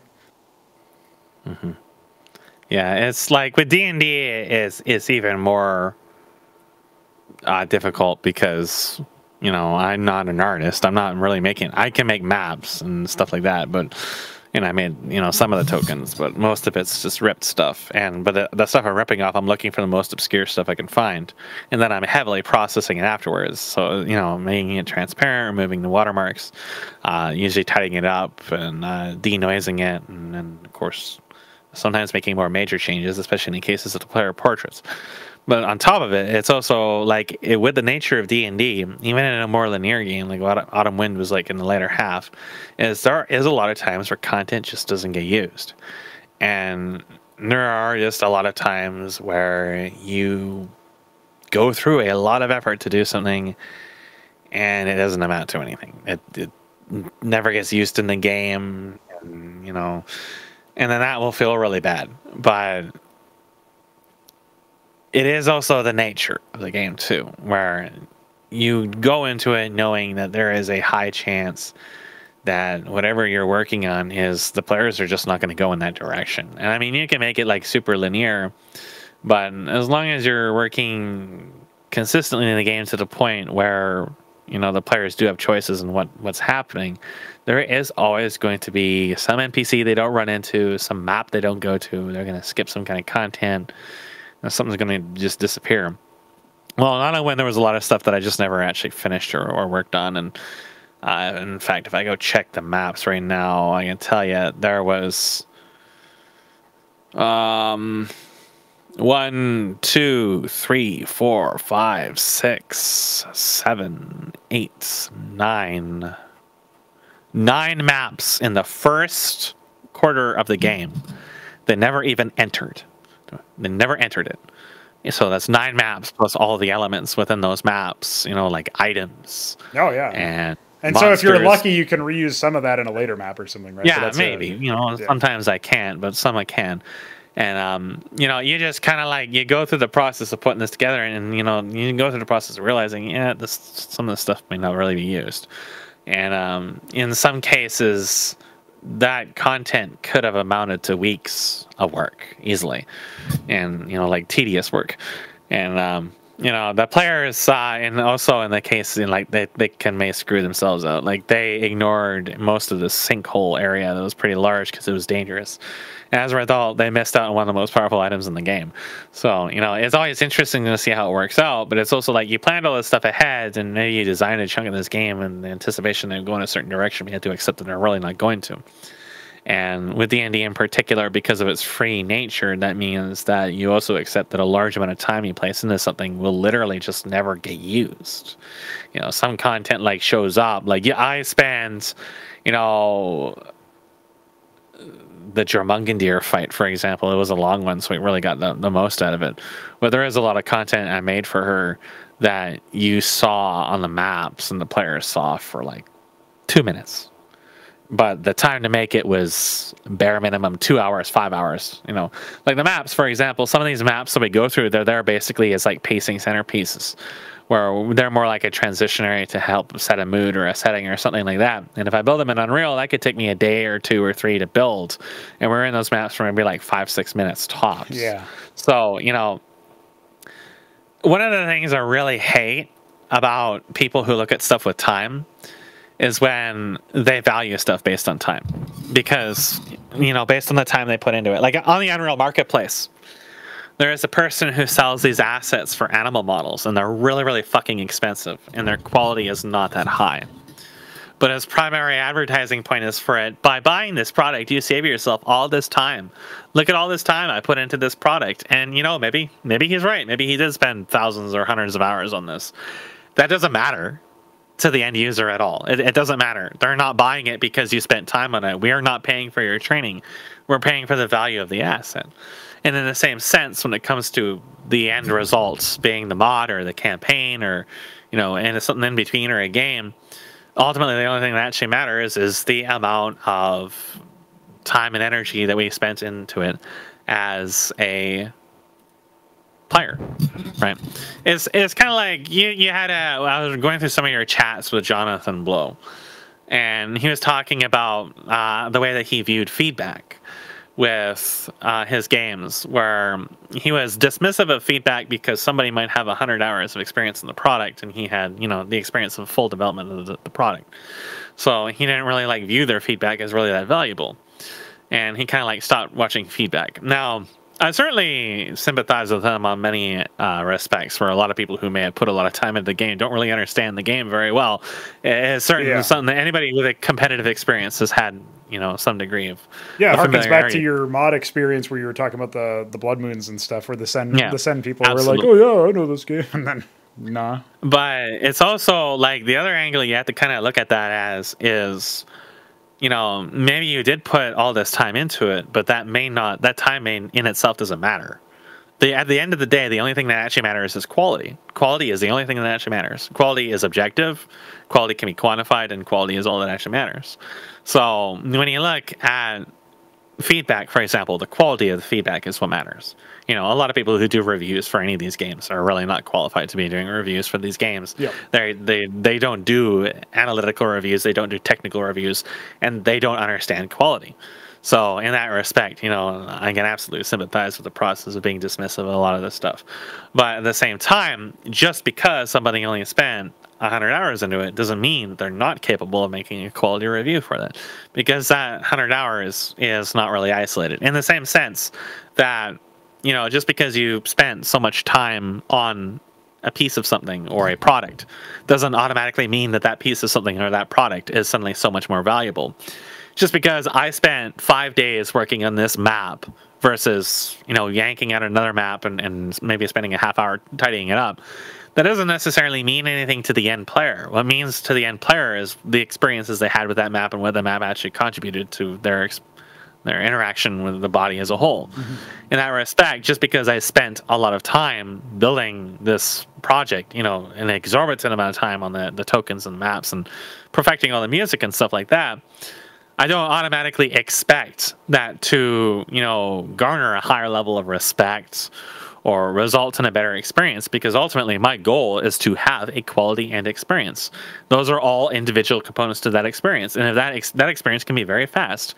You know, it was like when I was talking with that very strange fellow you had in your chat, where I was saying R-Type 3, you can go through the standard difficulty of R-Type 3 in around 20 minutes. Yeah. But every single moment of those 20 minutes, there's more actual content in it than all of StarCraft 2, all of Doom Eternal, because everything is unique, everything is distinct, and everything really sings together. It's not a perfect game, but it is a very, very good game, very well polished game, and all portions of that experience are very high quality. And it's only 20 minutes, and they sure as hell spent a lot longer than 20 minutes on the game. Mm-hmm. And not everybody is going to pursue perfection in this game. Most people probably only go through it maybe once. And, you know, I spent 7 hours on it because I'm not good at shmups, but it's far from the higher difficulty of shmups. And the thing is, though, is that at the end of the day, with a decent skill level, you'll go through this in like 20, 30, 40 minutes maybe. And that's a very small amount of time to spend with a product that took potentially a year or 2 years or maybe longer to develop, and, you know, an amount of money and whatever. But at the end of the day, you know, as long as the quality of that experience of that 20, 30, 40 minutes or the 7 hours or whatever is comparably insignificant is good, then that's what matters. At the same time, you can put a lot of time into something, like you can say that's, you know, StarCraft 2 with its 1997 3D engine from Blizzard North that they slap middleware and crap onto and all this other crap. There was definitely an amount of time that went into it. And you can spend a long time playing it, but that none of that amounted to anything. If the amount of time that amounted to anything, the end result wasn't of a high quality, then it doesn't matter. So when it comes to like the time investment into building like really autistic things, like with the portraits and stuff like that, again, you know, a lot of the times you succeeded if it's not even known to you. If people don't really notice that you invested all this time into it, that means you achieved synthesis, you achieved consistency. And this is a mindset thing that plagues all kinds of shit, from playing games to making games to selling assets for any of the above. You know, if we go into microtransactions with like the whole freemium thing with fucking Fagmon games, is that, you know, cosmetics are never worth it. They're never worth it. Not in any example ever. They're just not worth the asking price to a consumer at any point. It does not matter that it's an independent asset, that it's optional content. It just does not matter. It is an asset for a game that is valued in pennies. And if they're not selling it for pennies, you're being ripped off. And that is the truth. That is the objective truth. You buy any game right now, even at the extraordinarily expensive price of $90 to $100 for Canadian, you know, those assets are all worth pennies to you. That is how much you're paying for them. That's the convention. That's the established. You're not paying for the time that the programmers and the artists spent learning their craft. You're not paying for the time spent by the third-party developers and the middleware developers. You're not paying their entire team of staff. That is not how a product for a consumer works. And any single time you see any venture into any kind of microtransaction, it is exclusively to rip people off and to take advantage of people who are too stupid to value their own money. And, you know, when you look at it from a custom content developer, you may not be asking for money, but you are asking for time. You are asking for people to spend time in your project. And you should respect that time, which means ensuring that the project and every element of it is of a high quality. And sometimes you just got to take a long time to do that, either because you're learning or whatever. You shouldn't impart that process onto the player. They shouldn't really feel that process. They should just have a consistent, solid, and high-quality experience. And then they'll come out feeling good, and you'll come out feeling good, because at the end of the day, if you are releasing your content to other players, it's because you want them to enjoy it, which means that all the trials and struggles and blood and tears and sweat and semen should only be left underneath their chair instead of where they're sitting. And it's sort of like what the experience that you had playing the game and the time that you spent playing the game. You were talking about, like, I mean, Jonathan Blow was talking about reviews in the example you brought up. Yeah. So, like you said, the people making these reviews might not be the most, the most equipped to do so. But at the same time, then what does? I mean, that was one of the big topics that we had in that second appearance, is like, what constitutes a good critic? Yeah. What constitutes somebody who's ready to give you a review on it? You know, is it somebody who has met the development time? Probably not. Is it somebody who at least has like a really good understanding of what, like you need an expert analysis of somebody who's familiar with the medium to break down whether or not things like how much time was invested in it was actually paid off in the end result. And that's why, like, my favorite example is always Metathrom's flame knives. You know, I guarantee you he spent months, if not a year, on that campaign. And I mean, it's one of the worst that you can play. So it's obviously not related to the quality of the final end result, but he did things that take a long time to do, like a lot of really painstakingly paced triggers and dialogue that actually, for all his credit, his cutscenes didn't desync or break nearly as often as you would expect with how many there were and how long they were. It doesn't mean they were good. Doesn't mean that I was enjoying my experience. But like, that's a technical thing. And again, you need somebody who understands how this stuff works in the terms of like StarCraft 2 triggers, and has like tried to do this himself in order to understand like what exactly is going on there, so that you can have somebody who knows to make the judgment whether it was worthwhile at the end of the day, beyond just like what the player experiences. And I guess that's the second point of this topic is that, like you've said, the quality of the experience matters a little bit more than the, like, whether that equips you to review the product afterwards is a separate question. But if you at least came away from the product feeling like there was, again, like I was saying, intent behind the decisions, and the idea that you, or maybe it goes the other way. Maybe it goes to your point about all of that dissolving away and the player being immersed. Maybe the best way to think about it is forgetting that you're playing a game and just what you're doing is having an experience. And the fact that you only think after the fact, upon reflection, that, wow, there was a lot of thought put into that or whatever. And maybe that's the better way. I think that you always have to define a big line between what constitutes as a review and what doesn't. Because I would firmly believe that Jonathan Blow probably has never encountered anybody up until, like, maybe yourself, that it has actually done any kind of review process. Because he was referring to like people on YouTube and Reddit and stuff like that. And those people, most of the time, they're not even gamers. Their experience with games is like playing stuff on the phone, maybe playing World of Warcraft or Call of Duty, or, you know, whatever latest fad is. That doesn't make you a gamer. And much more rare is that any of them have any actual technical experience. And then even more rare than that is enough technical experience to actually review the technical element. And then beyond that, having actual familiarity with the development process to actually apply the technical experience. Like, there is a long list you have to go through. You don't have to be a game developer to be a reviewer. In the same sense, you don't have to be a professional player to be a decent commentator for StarCraft or Counter-Strike. But you do have to sort of understand everything that's going on. You have to be able to stop and think. And stopping and thinking is something people really don't do, because most people do reviews for clout rather than for any actual substance. And the first thing you got to do with a game reviewer is, are they doing it for clout? Are they a member of a website like, GameFAQ, Game Trailers, Reddit, something like that? You usually just are they, running a games review YouTube channel or something? You really can just dismiss them right off the bat because they're doing it for clout. And if anybody's doing it for clout or asking for clicks or likes or Patreon or anything like that, they're not a games reviewer. They're doing it for some other reason. And that's going to be your experience with people because you really have to go out of your way. But at the same time, that isn't to dismiss like a general, feedback from a person though. But you do have to really set aside your expectations for what these are. And it's certainly very important as a developer to understand the perspectives that people come from. Like with D&D, it's a very personal thing because, with Autumn Wind, it's a 2-year-long project, start to finish. I'm not building it for myself. I'm building it for 5 other people. And these 5 other people are just not good at feedback. They're not good at reviewing. Even if I explain to them, this is all the stuff I did, they say, oh, wow, that sounds like a lot of work. It's great. But, when you go through the actual game, you have to kind of like read between the lines to try to figure out what they're thinking, how they're consuming the content, and how you can improve.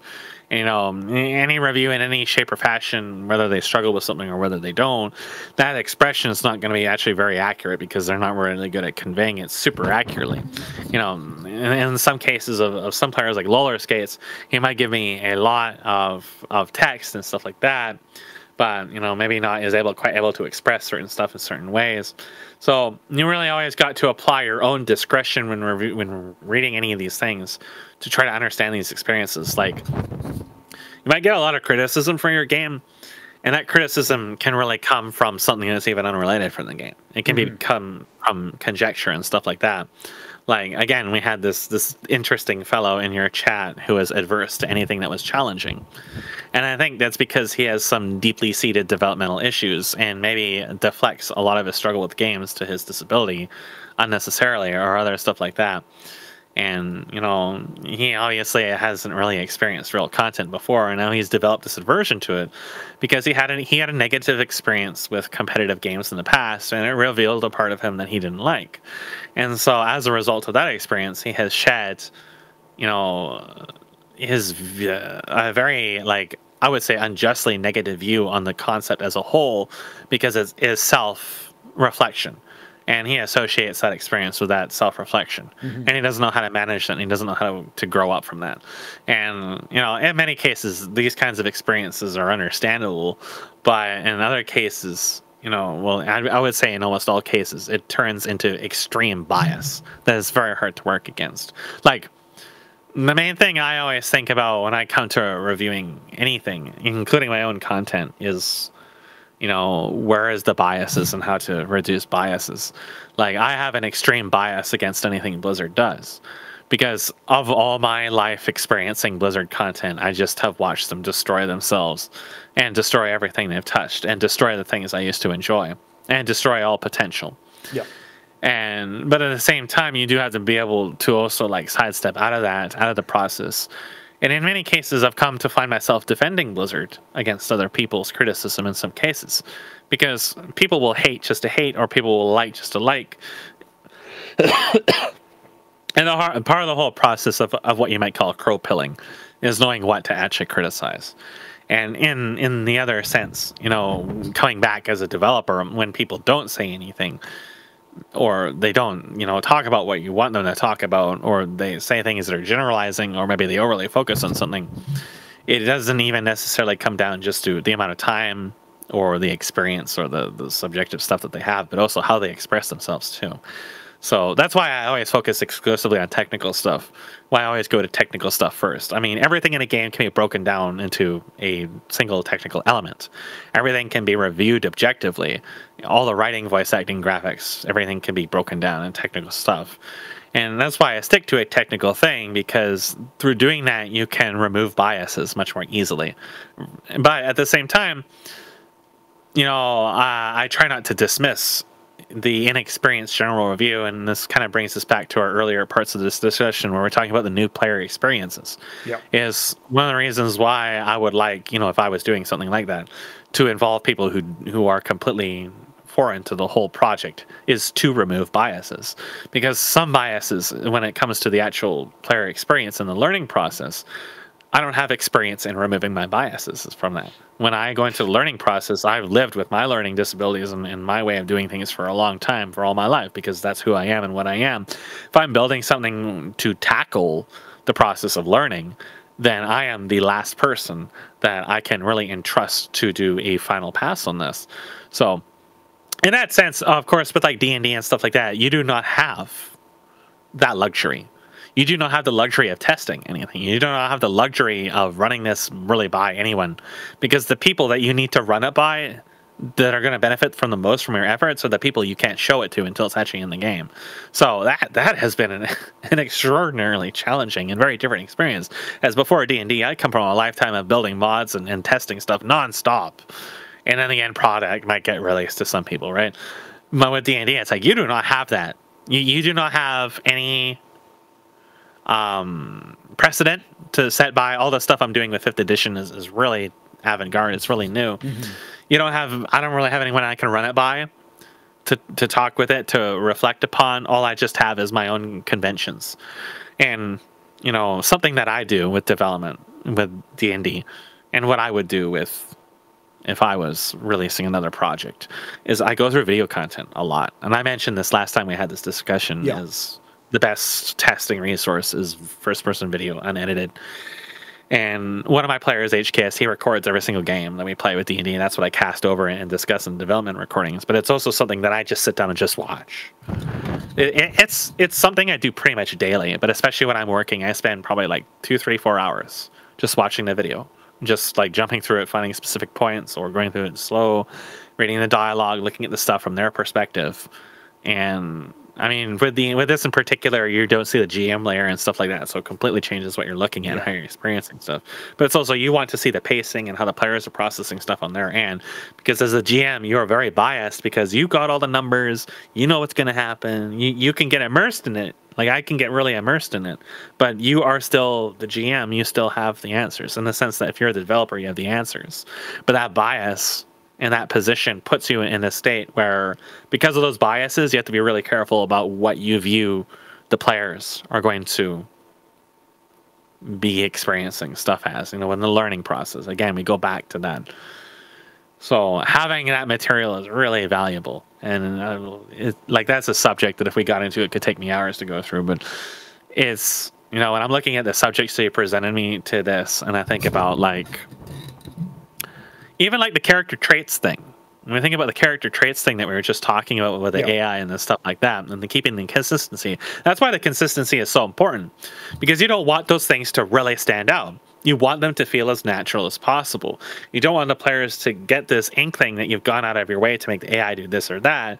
You want it to be more like the character is doing this or that. That's what's going to make it a successful trait, is if we've established something that is just sort of expected and consistent, then when those things happen, then we connect all those mental dots together, we form these bonds. And this is a really massive topic where I talk about bonds and building bonds with characters. Is when we build these bonds, those bonds don't feel like something that the developer has done. They feel like something the character has done. When we have bridged that gap in the process of the developer doing stuff and the developer making decisions is no longer as visible, then we have succeeded. We succeeded as a game developer. Well, we are past 3 hours now, and this is definitely a part where it's dangerous to fractally break off down more pathways. And we've opened up so many books now, and all of them have pictures of dicks. Yeah, so it's going to take a while to take all those in, but rest assured we will return with. I'll definitely be asking you about the bonds thing, just because, as a bit of a teaser, I guess. The project that I'm working on changes perspective every single mission.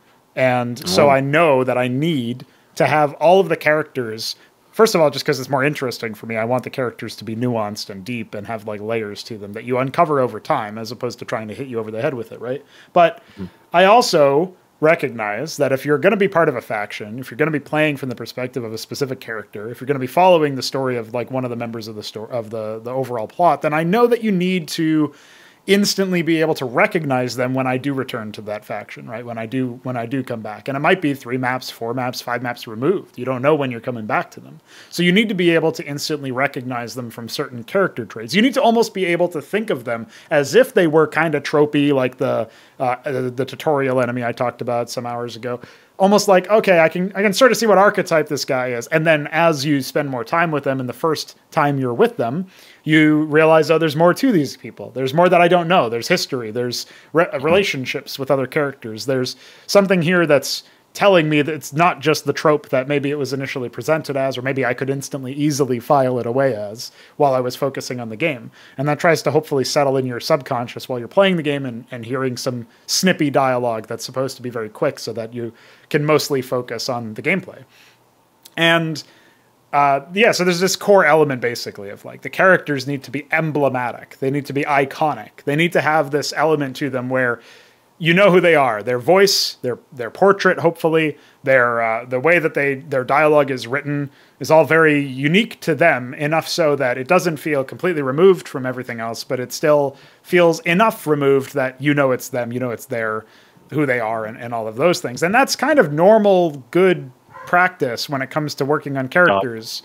But if you don't focus enough on, like, if you focus too much on that, I guess it can become too avant-garde, and then maybe you can't bridge the gap there. And so, especially when you have limited time, when the changes perspective every mission, then okay, I have the luxury of assuming that the missions are at least an hour long. So I know you have at least this long with the character, unless I guess you're really good at the game. But hopefully there's like enough time, no matter what, that the characters will be able to rub off on you in terms of what their personalities are like. And then you can come back and maybe we can explore them at a deeper level in round 2, because we don't need reacquaintance time. We don't need time to get back to basic and figure out what this character is all about. Because if you've just been playing back to back, even if there's been some time between your play times of the different missions, you'll remember them because they were designed in that way. And so I imagine that talking about the bonds will definitely be very helpful for me in that front, because that's definitely a huge part of the project. So I guess get your thinking cap on for that while we wait for the next episode. But did you have any final thoughts on any of the subjects we've broached today as we're closing this one? I was going to say with characters, the major thing is believability. Is every project tries to make their characters quirky and iconic is all over the place, but most of the times they aren't believable, and like characters tend to be very forced. Yeah. So with characters is certainly one of the more difficult things. And something that HKIS was telling me this morning when we were talking about the game is, that made me feel good. When he said, when I'm talking to the NPCs, it doesn't feel like I'm talking to you.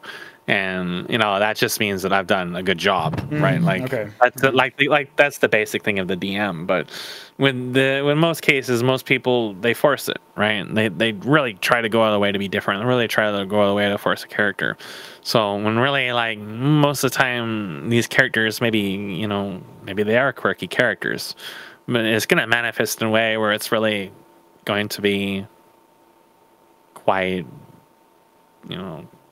consistent, obviously, but it's not going to be so overbearing. Like, I was reviewing Game of Thrones stuff recently, which was a HBO adaptation of a novel series, and the early seasons of it were actually pretty good before they started to really go off the rails with their improvisation and diverging from the writing and stuff like that.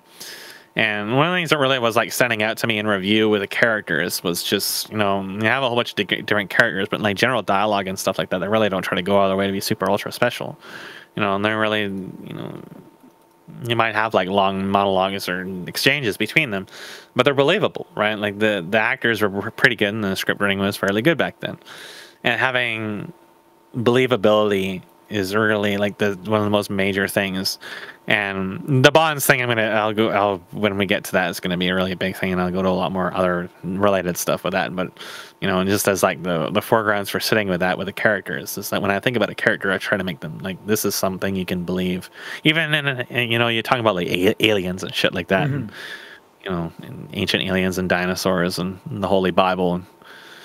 And when you want things to be believable, you want to think that, I could believe the character would say this, that, the dialogue and stuff like that doesn't feel overly forced. Like the problem that I have with like Laconius's shit is his dialogue, friend.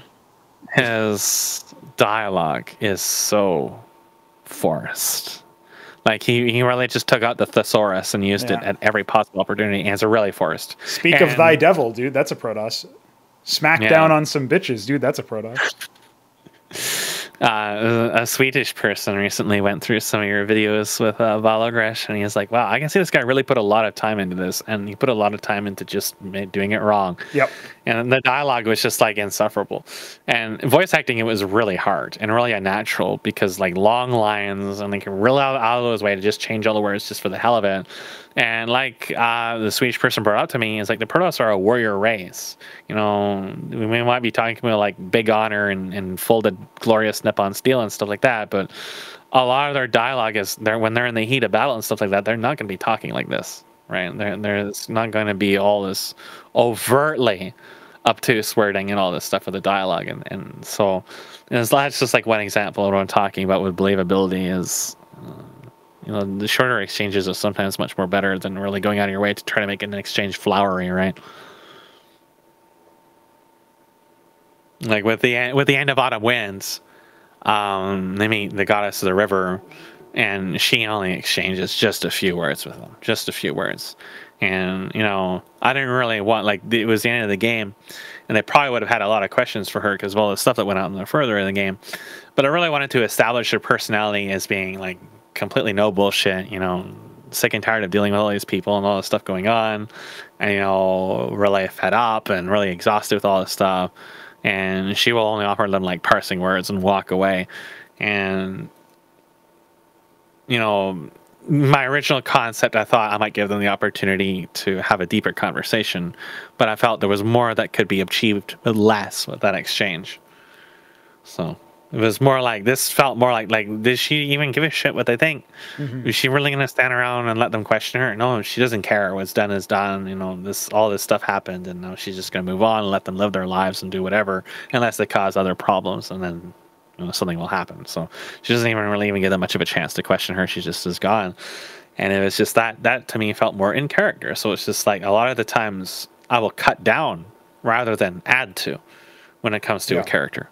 Well, I find that tends to happen as you refine a concept. Even the idea of what the mental image of refining is like cutting away what is not necessary, right? So that makes sense. When you said the HKS said he doesn't feel like he's talking to you when he's talking to your characters, that reminded me of like, like the voice acting thing is like, if people can't tell it's you, even though you've done like 10 voices or whatever, then oh, okay, great. Like that's exactly what you're going for, really, is that the best move is for the audience to not even think about who might be voice acting a unit or a character or whatever, because it's just a different enough voice that they don't even think about like who else it might be or whatever. So that was just a connection that I made from that, and I can see where it would apply to characters for sure. So yeah, I'm looking forward to our next one then. Hopefully, you know, maybe it'll be next week or something. We'll figure out a time. And thanks for joining me for this 3+ hour, epic, I guess. There you go. I've spent literally all day today, from before today at the end of the game till now, except for the short time I was asleep, talking about this stuff. So,